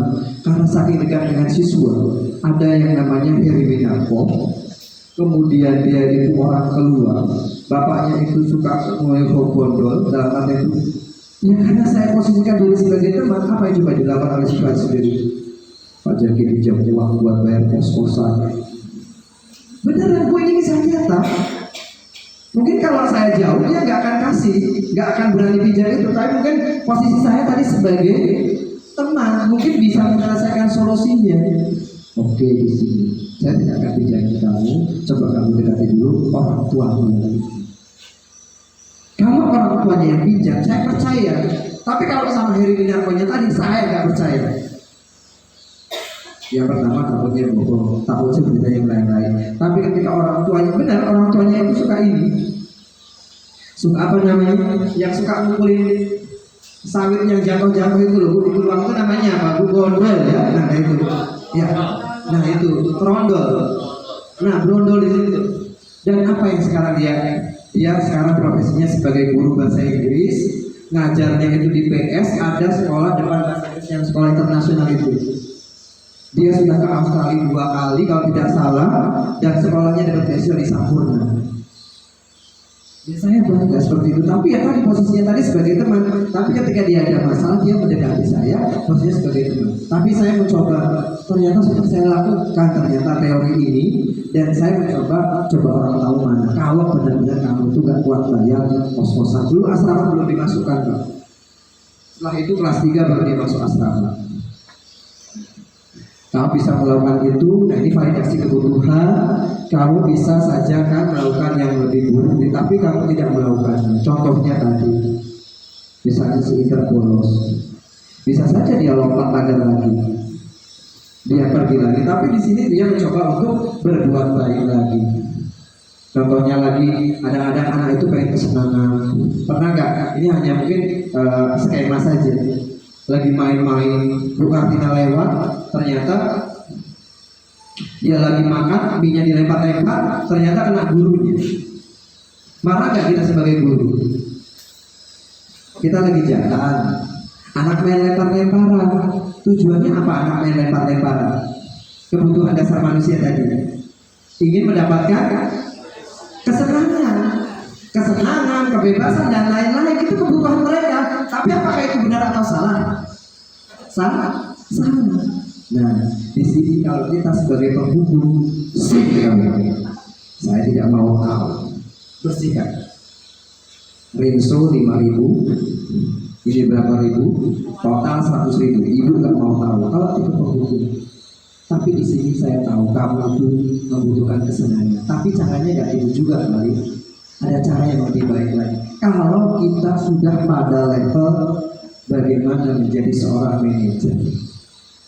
Tapi kalau kita masih tadi dengan ego kita, egois tadi, pada level bukan berarti level terendah ya Pak. Tapi terkadang kita perlu posisikan itu. Tapi kalau kita keseringan, kita akan selalu diingat oleh anak bahwa saya adalah penghubung. Tapi lebih keren lagi kalau saya sebagai manajer. Pak Jadi manajer di mana? Manajer di SMA 1 Sangat Desa, kan keren. Seperti itu. Kita akan merasa bangga dengan profesi yang sekarang ini, apapun itu. Dan yang terakhir adalah kita menumbuhkan keyakinan kepada mereka. Kita percaya bahwa kelas sekolah ini punya nilai-nilai yang memang saya katakan tadi, budi pekerti dan poin-poinnya tadi. Dan ini adalah salah satu bentuk refleksi, bisa dibaca. Jadi kalau di sini, kapan kita akan mulai lagi? Saya yakin di sini, apa tugas kamu saat ini? Apakah saya bisa bantu kamu agar kamu dapat segera memulainya? Ya tidak apa-apa. Memang tugas kita sebagai guru, sebagai penuntut, ya kita jangan acuh-acuh aja. Terkadang, ya Bu Linda ya, dapat gaji, wah foya-foya, gitu, lupa deh, nggak bisa. Karena aku sudah dikebenakan, ditakdirkan saya sebagai guru. Anak terus bersinggungan dengan saya. Nah seperti itu. Dan ini adalah segitiga restitusi yang direkam Pak. Ya, contohnya tadi. Ini adalah bagaimana kita menyelesaikan masalah. Dulu kayak gini kan lebih enak daripada berdiri ya. Katanya kalau rumah tangga juga kayak gitu. Lebih enak mendamaikan istri itu dalam kondisi duduk. Ya kan? Ya nggak ibu-ibu. Nah, kita selesaikan, yang berikan tanggapan. Saya yakin tanggapan itu akan dirasakan oleh anak. Dan saya yakin kalau untuk secara insan setahun 2 tahun mungkin agak susah, tapi saya yakin namanya budaya itu diciptakan terus menerus. Kalau nggak akan punah, dan itu kita akan menghadapi manusia baru terus seperti itu. Dan inilah hasilnya. Mudah-mudahan ini aksi nyata yang akan saya wujudkan. Murid mulai menerapkan dan menjaga komitmen yang mereka sepakati bersama tadi, mereka tuliskan. Gak apa-apa Bapak Ibu, kita mulai dulu dengan keyakinan kelas kita buat apa, misalnya buka tidak ekonomi, bahwa kita misalnya hal yang sering harus dilakukan oleh anak misalnya apa Bu Kartina misalnya kalau ekonomi? Menerapkan prinsip ekonomi. Satu adalah hemat. Hemat bukan berarti kikir. Harus ditumbuhkan keyakinan itu. Sedekah itu utama. Apalagi Bu Kartina misalnya. Nah, pentingkan sekolah prioritas. Karena itu ketika kita menumbuhkan keyakinan di situ, setiap kelas, kalau setiap mapel, kalau bisa punya keyakinan itu tempel, gak apa-apa. Karena di sini penting juga, kadang-kadang hanya tahu slogan. Orang sudah tahu slogan ini, ya tidak. 5S ini sudah tahu. Senyum, sapa, salam, sopan, santun. Kalian disuruh pindah masih aja seperti itu. Nah, sekarang sudah mulai. Saya screenshotkan, saya kirim ke teman tadi malam. Saya kirim ya ke Bukatina atau ke siapa. Ada anak yang sudah berbahasa Indonesia dengan baik ketika dia WA ke saya. Ini saya sudah ada 4 minggu di sini. Tadinya ngadi mana Pak? Nganak ngapain Pak? Ini apa kamu ini? Gak mau saya seperti itu. Saya langsung japri. Kamu kan bukan teman saya bilang gitu. Kamu siswa saya, ganti saya bilang gitu. Kamu sudah mengalihkan keyakinan kesepakatan yang sudah kita sepakati bersama. Nah, saya screenshotkan nggak apa-apa. Contoh kalimat, anak sudah mau WA saya dengan baik. Dan itu sudah terbukti, faktanya sudah ada. Bu Tatiana mungkin bisa menerapkan, mereka sudah mencoba untuk attention please. Say greeting itu Bu Tatiana ya kalau tidak salah. Ya itu, nggak apa-apa. Good afternoon. Kalau kalian ngomong good afternoon itu susah, coba sampaikan good afternoon, good afternoon. Saya juga terapkan di situ. Kalian good afternoon-nya salah. Good afternoon kayak gitu aja saya dengan seperti itu di kelas itu. Kadang-kadang di sela-sela itu. Ya nggak apa-apa kalau, tapi itu khusus bahasa Inggris, bahasa Indonesia jangan. Ucapkan salam saja dengan Pak Roja itu. Ketika kita tumbuh keyakinan ini, saya yakin mereka akan terbangun karakternya. Karena tujuannya adalah budaya positif kelas telah menjadi kebiasaan secara konsisten bagi seluruh warga, maka suasana belajar yang menyenangkan, yang saya katakan well-being tadi, akan terasa nyaman dan berpihak pada murid. Jadi mereka itu ya nggak ada tertekan lagi. Ketika ada peraturan ya memang sudah sewajarnya kita melakukan itu, bukan karena saya takut ketemu dengan Pak Isti, ketemu dengan Pak Robi, ketemu dengan Pak Revi, apalagi ketemu dengan Pak Jidi. Misalnya, kan tokoh-tokohnya dari sini masalahnya, Pak Aki dan Pak Jaksa gitu ya. Nah, inilah konsep merdeka belajar yang sekolah sekarang kita gaungkan. Yang tentunya adalah mencoba untuk menjadi merdeka itu tidak hanya terlepas dari perintah, tetapi juga cakap untuk membuat memerintah diri kita sendiri. Itu maknanya adalah saya bisa melakukan ini. Kenapa saya mulai seperti ini? Saya di kelas tidak pernah melepas baju, kecuali baju putih itu. Makanya saya juga kadang agak menes baju putih itu karena harus melepas baju. Saya selalu menggunakan baju yang harus saya masukkan. Tidak di sini, tidak di SMA 2. Seperti inilah saya. Selalu rapi. Dan saya ingin memberikan keteladanan bagi siswa. Ini yang saya tahu. Jadi ini yang saya inginkan, bahwa ini dukungan dari sekolah dan ini sudah terbantu. Nah, nggak apa ini benar-benar untuk ini bukan rekayasa ya Bu ya. Ini siswa yang kalau tidak salah ya silakan foto saja aktivitas saya. Di sini betul-betul saya nggak seperti ini dia sini dua, jujur saja. Karena saya lebih pakai PowerPoint, tag, gini-gini kerja mereka dan segala macam. Di sini bikin video sekolah gitu. Dia nggak hanya sekolah hanya bilang Pak, sekolah gitu. Hanya bilang bikin kalimat banyak sekali itu. Tadi saya kembalikan lagi, saya ini lagi. Mereka sering-sering seperti kata-katanya tidak lengkap. Bukan, saya salah pribadi. Nah, nggak apa-apa mereka seperti ini. Awalnya mereka nggak mau, sekarang sudah bersih kelasnya. Ya, saya tunjukkan bahwa bukan hanya ini, karena memang saya tadi katakan saya adalah ketua Tasiro. Saya ngumpulin sampah bukan karena di sini, memang saya sudah terbiasa. Kalau nggak percaya silakan buka IG saya, buka ini saya. Memang seperti yang sudah saya lakukan, bukan pencitraan di sini Bapak Ibu ya. Sekali lagi ini bukan pencitraan di sini. Memang saya sudah mencoba untuk melakukan ini di masyarakat. Iya, pahlawan, bukan pahlawan sampah gitu. Nah, di sini. Jadi nggak apa-apa mereka di sini di sini saya katakan benar-benar membimbing. Ada anak 2 lomba kemarin, ya hasilnya ya saya katakan ya alhamdulillah, riset sudah saya buatkan, kembangkan lagi jadi presentasi segala macam. Membimbing di SMA 2 itu saya 30%. Di sini saya lebih dari 80%. Ya nggak apa-apa, benar-benar menuntun saya katakan di situ. Dan yang harus dimulai dari situ. Kalau saya nggak bakal menuntun, saya akan mengikuti ritme yang ada di sana. Mereka akan mogok. Terima kasih Pak Fahmi yang sudah sampai akhir masih standby di sini. Tepuk tangan dong buat Pak Fahmi. Tadi niatnya pengen pulang, ya. Saya nggak tahu dia masih bosan tahu. Atau mungkin karena ini ya. Tersiksa dia. Nggak apa-apa, sekali-kali aja. Ayo. Jadi kemarin ada cerita Pak Ismail. Anak suruh pertama dia jijik, ambil sedotan tuh jijik. Saya punya siasat. Besok lihat siasat saya. Besok kita main game. Yang punya bola-bola warna-warna saya bawa. Gak ada yang punya Pak. Ketika beli ini mahal segala macam. Oke. Tunggu saja besok.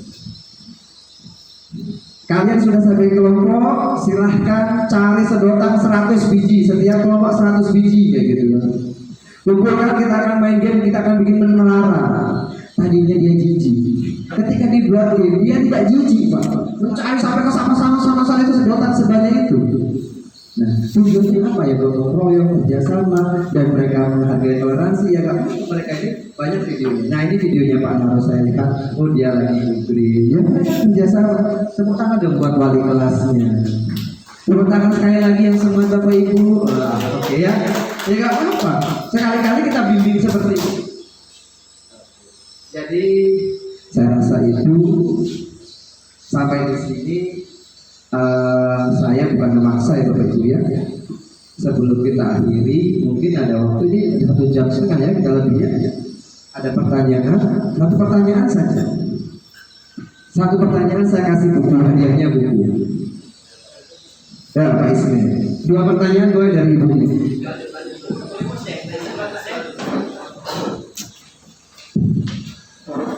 Oke, bismillahirrahmanirrahim. Assalamualaikum warahmatullahi wabarakatuh. Terima kasih pada Pak Rojaki, menarik tentunya. Mungkin ya, motivasi tentunya bagi kita semua. Dari awal sebenarnya saya tertarik ada suatu kalimat yang Pak Jaki sampaikan tadi, bergerak, dan menggerakkan. Nah, kalimat itu merupakan suatu filosofis bagaimana kita itu bisa melakukan dari tahap-tahap itu. Tergerak mulai dari diri sendiri, bergerak melakukannya, dan menggerakkan mengajak orang banyak. Dalam arti bisa jadi kita seperti itu. Nah, terkait dengan yang disampaikan oleh Pak Rojaki tadi, bahwa kita ini salah satu tema itu bagaimana menimbulkan suatu keyakinan yang positif dari apa yang telah kita perbuat, tentunya di dalam kegiatan belajar mengajar di sekolah kita ini. Memang kenyataan real bahwa kita lihat Pak Rojaki, keadaan dan situasi kondisi dalam siswa yang dihadapi di Sangat Desa tentu berbeda keadaannya dengan siswa SMA Negeri 2 Tunggul. Oleh karena itu paling tidak wajar kalau Pak Rojaki itu terkejut dengan keadaannya. Nah, oleh karena itu dengan melakukan kata Pak Rojaki tadi, dengan kita melakukan 5 tahap, mulai dari penghukum, membuat dia merasa jadi bersalah, posisi kita sebagai teman, dan hingga sampai pemantau dan sekaligus sebagai manajer ataupun pengelola. Nah, bagaimana konsep itu bisa terwujud? Menurut Pak Rojaki itu memakan waktu bisa jadi berapa lama kita bisa mengusahakan daripada sehingga terwujud apa yang kita ingin tadi, karena tahu sendiri watak anak-anak sekarang ini dengan kita untuk menimbulkan keyakinan itu entah apa kita belum melaksanakan keseluruhan dari tahap 5 tersebut ataupun ya memang secara alam watak anak-anak yang seperti ini itu adanya. Nah, sehingga terwujud dari yang disampaikan oleh Pak Rojaki ini dengan menimbulkan suatu budaya positif tadi di sekolah kita ini. Terima kasih. Assalamualaikum warahmatullahi wabarakatuh. Oke, boleh. Ini tergerak, bukan kan? Jadi sebenarnya Pak Jaki yang ingin saya sampaikan mungkin juga berkenaan dengan apa yang disampaikan oleh Pak Ismail.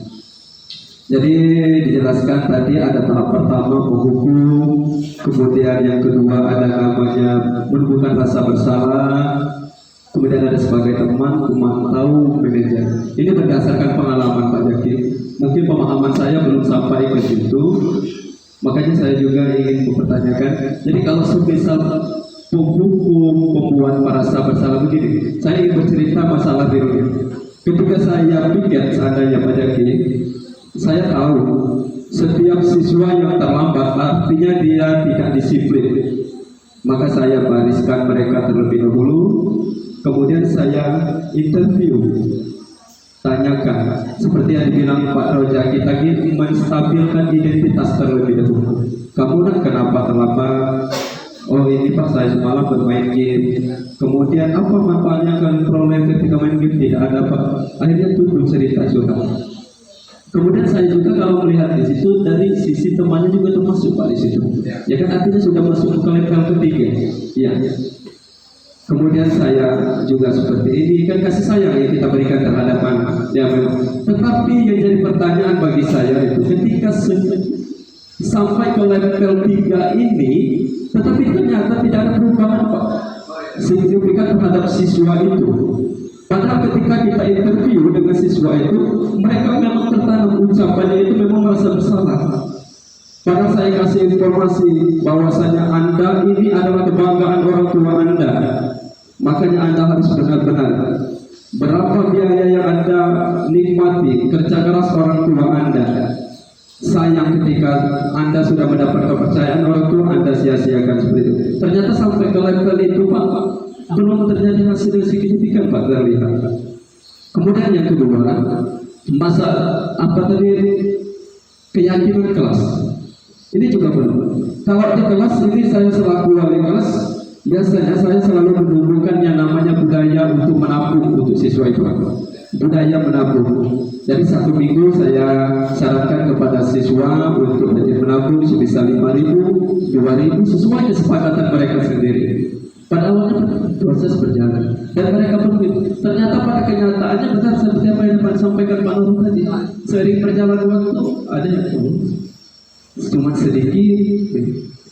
Kita pun guru selalu menggerakkan tadi, memberikan pengertian bahwasanya budaya menabung ini dapat kalian terapkan ketika Anda berkeluarga nanti, ya kan? Menata kebutuhan masa depan. Karena sudah kita memberikan apa yang kita mampu, tetapi belum terlihat juga. Ya, mungkin itu hanya sebatas saya pengalaman, mungkin pengalaman Pak Jaki lebih. Silakan untuk berbagi kepada saya, khususnya kepada ibu guru sekarang. Terima kasih banyak. Oke. Super sekali, luar biasa. Tepuk tangan buat Pak Jimmy dan Pak Ismail. Ada Pak Naru ingin menambahkan? Ini adalah seri ya Bapak Ibu ya. Ini bukan keluhan tapi pengalaman yang harus kita pelajari bersama. Mungkin Pak Naroni kalau di SMA Negeri 1 Sangadesa sudah tahu karakternya. Jadi sebelum siswa melanjut ke kelas 12 IPA 1 mereka sudah siap. Aku akan masuk di kelas Pak Naroni. Mungkin karakter itu sangat jelas di telinga ketika terdengar oleh saya. Salah satunya contoh yang kelas yang saya pegang itu kelas 12 IPA 1. Banyak beranggapan, Bapak Ibu guru yang lain beranggapan seperti ini. Kalau kelas 12 IPA 1 tidak usah diatur lagi, sudah bagus. Mereka beranggapan seperti itu. Tapi kenyataan ketika mereka di kelas 11 IPA 1, 10 IPA 1 kan mereka tidak sekompak yang saat ini.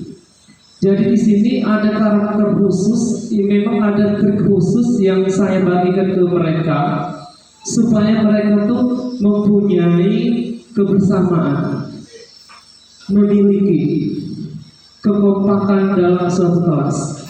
Bagaimana cara mengembangkan budaya mereka sehingga mereka itu bisa menyatu dalam kelas, merasa senasib, merasa seperjuangan. Karena saya sering mengontrol di grup WA, mereka tuh cuma ada guru-guru tertentu yang mereka kerjakan untuk mengerjakan tugas yang harus selesai. Kalau saya perhatikan, ayo besok ada tugas ini, tidak juga, dan santai baiklah, karena bapak ini tidak lalu memperhatikan, ibu ini tidak lalu memperhatikan. Ketika ada tugas Pak Raro harus kerjakan, sampai begadang, sampai lewat di IG dan sebagainya, itu tuh siswa. Jadi setelah saya tekankan, memang siswa yang ada di Sangat Desa ini Pak Jaki mempunyai karakter yang berbeda-beda, dan yang saya dapatkan di sini, siswa di sini kita harus mempunyai tekanan yang pertama, belajar harus mempunyai tekanan yang pertama. Bagaimana cara kita mendisiplinkan mereka untuk mengerjakan tugas, dan kita harus berikan sanksi yang tegas untuk tahap yang pertama. Setelah tahap yang kedua, insya Allah mereka tuh sudah menjalankan tugas-tugas itu sudah sesuai dengan aturan yang ada. Jadi kalau untuk menumbuh kembangkan mungkin setiap materi yang diajar Pak Jaki seperti itu, tapi sampai saat ini saya masih kewalahan dalam pola pikir saya bagaimana saya mengajarkan mata pelajaran fisika bisa mengimplementasikan seperti itu, tapi saat ini saya masih belum bisa menemukan pola itu. Dan kalau memang ada solusi yang bagus, saya sebagai guru fisika, karena di sini Pak Jaki materinya sangat padat fisika, materinya padat mempunyai rumus dan sebagainya, kemudian berhubungan dengan angka, bahkan ada pelajaran matematika di kelas 12, kami di kelas 10 sudah mengajar matematika di kelas 10 secara tidak langsung pelajaran fisika seperti turunan di kelas 11 itu materinya di kelas 10, itu sangat padat untuk di pelajaran fisika. Nah, di sini yang ingin saya tanyakan mungkin dari segi karakter dan siswa tersebut, bahkan pola pikir saya tentang mengimplementasikan pelajaran merdeka ini, kalau memang ada solusi bagaimana trik khusus untuk mengajar pelajaran fisika menggunakan pola yang lebih seperti itu. Terima kasih. Tepuk tangan buat 3 penanya yang luar biasa, hadiahnya menyusul. Saya mencoba untuk memberikan gambaran Bapak Ibu ya. Yang pertama, ketika di sini ada kuncinya adalah keyakinan kelas, bagaimana menumbuhkan nilai-nilai universal, nilai-nilai kebajikan yang memang di setiap anak itu punya. Anak itu diciptakan dalam kondisi bersih, putih, dan memang di situ bagaimana keluarga itu membimbing mereka, anak-anak kita itu, dan kita di sini sebagai guru. Dan sudah tahu sendiri bahwa kita bertemu dengan mereka dalam usia sekitar 13, 15, dan mereka di sini. Ketika kita diminta untuk merubah karakternya, memang kita agak sulit. Tapi di sini kita ditekankan bagaimana menuntun mereka. Yang pertama adalah pertanyaan dari Pak Ismi. Berapa lama waktunya di situ? Semoga yang pertama adalah satu, tiada lelah kita sebagai guru untuk menuntut mereka Pak Ismi. Namun saya yakin sekolah itu punya target, punya goal yang jelas. Dengan goal itu kita mengharapkan ini adalah sebuah menjadi keyakinan ini menjadi sebuah program sekolah. Kita untuk mengukur indikator ketercapaian bahwa anak itu berubah, kita harus ada parameternya. Parameternya apa dari sebuah program yang kita ciptakan. Kalau kita budayakan kita di sini segala macam, kita tidak akan terukur indikator ketercapaiannya. Tapi misalnya dari kesiswaan, kita punya program disiplin bersih misalnya, atau Jumat bersih. Kita cek Jumat bersih mereka itu bersih tidak. Kita punya waktu 3 bulan, ketercapaiannya 3 bulan, dan pada endingnya kita akan melakukan evaluasi diri. Kita evaluasi program itu. Ketika memang tercapai berarti budaya bersih itu tertanam di sini. Budaya go green bukan hanya pon-pon katanya di situ. Oh semangat aja di awal. Ternyata kita lihat dirawat tidak tanaman itu, bertumbuh tidak tanaman itu. Kita punya indikatornya berapa lama waktu itu di situ. Anak kepedulian terhadap lingkungan itu berapa lama jedanya. Dan ini aplikasinya adalah program basmi. Dan programnya itu apakah di situ pakai triwulan, apa 1 bulan, atau 1 semester, atau 1 tahun. Ya, seperti itu. Jadi kita harus punya ukurannya, udah punya skala parameternya bahwa ini terlaksana dengan baik atau tidak, dan itu harus terwujud dengan program kegiatan. Ketika di kelas, Kita kan tahu bahwa ketika ini anak ketika dia nilainya bagus, tercapainya berarti baik.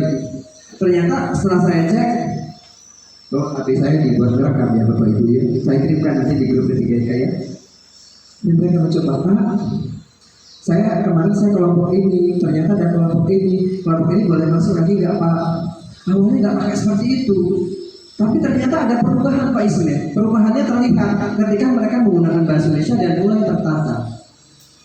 Dan itu salah satu parameter berhasil program yang memang sudah kita terapkan. Nah, ketika di sini tadi misalnya Pak Jimmy tadi bertanya apa tadi misalnya? Konkretnya adalah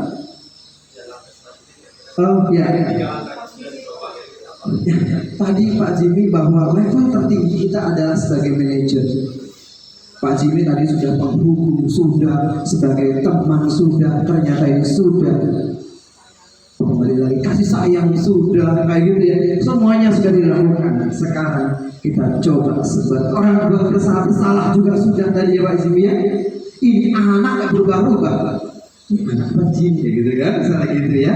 Nah di sini kita coba untuk menjadi seorang manajer.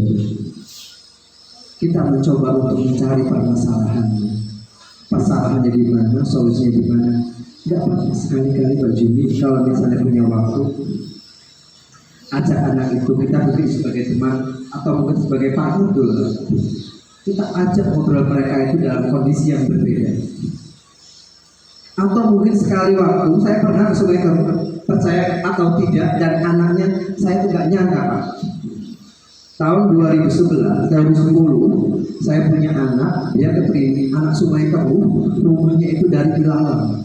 Saya nggak sangka Pak Ismail. Anak itu tuh kayak saya itu ekor saya, ngintil bahasa Jawanya itu ngikut terus apa ya istilahnya ya. Jadi namanya Andes Asmuni, nggak apa-apa terekam. Jadi satu, dia terima beasiswa UGM. Yang kedua dia beasiswa. Yang ketiga saya yang ngantri nomor urutan 408 waktu registrasi. Orang tuanya datang, saya masih, karena saya ngalami. Kemudian kamu permasalahannya apa? Saya pengen kuliah. Dari sekian ratus anak, saya pilih dia. Kenapa Pak Juna? Saya datang ke rumahnya kan jauh di sana, punya repot. Yang saya unik beliin susu saset, sama ada pisang Ambon. Kan nggak matching kadang-kadang ya. Saya masih ingat pisang Ambon sama susu saset itu Pak. Yaudah, ngapain Pak Jaki? Enggak, saya pengen main aja ketemu sama si Andes. Orang sana, orang kalam di situ Pak. Datang ke sekolah. Oke, ini sudah kelas 11 waktu itu saya datang, kelas 12 dia keterima UGM. Ini saya cerita aja. Karena terkadang kita punya masalah, anak itu kenapa, dan mungkin masalahnya berbeda-beda karena kita tidak bisa mengeneralisasikan. Sampai saya bisa nanti dia. Jadi anak itu nggak tahu. Ternyata Pak Ismail dia nikah orang yang nggak mampu. Ternyata dia anak keterima di UGM. Kemudian dia kuliah beasiswa yang PIP itu. Kemudian dia dapat istri, anak pendidikan PPKN, anak UPI. Dan anak itu kalau nggak salah PPKN, kalau nggak ekonomi. Ternyata itu anaknya kepala dinas Kota Serang. Rumahnya ada dari Ilalang. Saya nggak mengada-ngada, ini kisah nyata. Dan memang dia kesusahan, dan saya sering bantu, bukan dia sebagai teman. Dia memang kalau misalnya ada saya kasih segala macam. Dan ternyata Pak Jimmy, kita kalau misalnya sekali waktu bisa mengunjungi satu anak saja atau mungkin berapa anak, kita bisa melakukan pendekatan personal approach di situ. Insya Allah ternyata ketika anak kita nggak tahu jadi apa. Dan ternyata kita menjadi penyelesai masalah. Orang tuanya ngasih duit 1,5 juta, saya masih ingat. Anak itu mau ujian nasional, karena saya ngurus, saya nggak mau tahu. Ya sudah, anaknya uangnya sini 1,5. Saya naik pesawat kurang lebih habis 3 jutaan ke atas kalau tidak salah. Saya tobokin, saya akan minta uang sekolah, saya masih ingat. Saya antri di situ di UGM, antri panjang 408, saya masih ingat. Sudah selesai dia tinggal kuliahnya saya taruh di tempat teman saya. Dan sekarang dia tinggal di Kota Serang, dia ngurusi di PU Parti. Saya nggak tahu PNS atau bukan, tapi gajinya di atas sekitar di atas 6 juta, 5 juta, 10 juta ke atas seperti itu. Dan paling nggak tahu Pak Ismet setelah dia berapa lama dia punya anak kecil gitu ya dan datang ke rumah setelah saya rumah jadi pelajar Pak Ismet. Dan itu dari 2010 dia lulus. Dan itu kan sangat terkesan, dia sering punya trouble. Dan solusinya dia kadang-kadang ini anak apa sih ngekor terus kadang-kadang. Saya datang ke rumahnya. Dan itu contoh. Dan ternyata ketika kita tidak tahu permasalahannya apa, kita nggak mau tahu. Terkadang ya sudah disiplinkan, dihukum nggak bisa, pendekatan personal nggak bisa. Coba sekali-kali datang ke rumahnya, home visit seperti itu. Kalau misalnya ada waktu, karena kadang-kadang situasi dan kondisi itu mendukung. Dan di sekolah itu terkadang tidak mendukung. Mungkin kita akan mencoba tergerak. Tadi Pak Ismi tadi tergerak, bergerak dan menggerakkan. Kita itu melevel pada bergerak tadi dan menggerakkan mungkin orang lain. Tapi kalau bergerak tadi kita sudah sampai pada visi. Dan mungkin ada andes-andes yang lain yang memang dalam artian kita mencoba untuk menyelesaikannya. Dan sekali lagi untuk yang Pak tadi itu ya kira-kira ya kita mencari itu kalau Pak Ismet tadi kita punya program kita selesaikan di situ kita tahu parameternya. Nah kalau di Pak Naro tadi berkaitan dengan gimana sih cara supaya fisika itu yang menarik, materi yang tahu Pak Naro, penyelesaiannya dari Pak Naro. Ya di sini kita mencoba untuk melihat merdeka belajar, merdeka mengajar. Saat ini K13 kata Bu Nina, tapi kita coba rasa merdeka belajar. Di sini K13 yang saya sharekan ke Bu Nina, ini KPP saya Bu Nina, dan ininya saya sudah lengkap. Yang tadi program tahunan sudah ada tahun lalu, mungkin nggak jauh beda. Tapi di sini saya coba buatkan bahwa mereka itu merasa merdeka. Kita mau lihat, karena saya nggak tahu belum indikator pencapaiannya kapan. Tapi di sini saya akan melihat tahun depan itu mereka seperti apa. Jangan sekarang lihatnya, tapi ke depan terus. Dan mudah-mudahan apa yang saya sampaikan ini bermanfaat untuk Bapak Ibu sekalian. Dan mudah-mudahan ini menjadikan salah satu keberkahan dan karunia dari Tuhan Yang Maha Esa. Saya dipertemukan dengan Bapak Ibu. Dan saya memberikan gambaran bahwa oh ternyata guru penggerak itu asik. Kita belajar, ada lokakarya, ada ini. Kita tidak akan mendapatkan suatu inovasi pembelajaran yang menarik apabila kita berjejaring dalam lingkup lokal. Oh, ada inovasi. Teman saya di Bengkulu, saya pinjam ya. Oh, saya ada teman saya di NTT. Oh, ada teman saya di mana-mana. Pasti dia kasih. Saya yakin seperti itu. Dan mudah-mudahan sekarang banyak sekali Pak. Sekarang merdeka belajar kuncinya adalah kita tidak lagi menjejali materi, tapi yang terpenting adalah satu well-being, yang kedua adalah meaningful. Pembelajaran itu bermakna dan itu memberikan kesan bagi anak. Kalau kita pakai ini materi ekonomi, konsep ekonomi, ini seperti ini, sejarah seperti ini, anak akan merasa jenuh. Nggak apa-apa, ajak main cari sedotan tadi, suruh mereka main game, kita tonton mereka gimana kekompakan mereka. Itu saja yang dapat saya sampaikan. Terima kasih, mudah-mudahan memberikan manfaat untuk kita semuanya dan kita bisa melanjutkan aktivitas kami dan mudah-mudahan menjadikan keberkahan. Terima kasih untuk hari ini.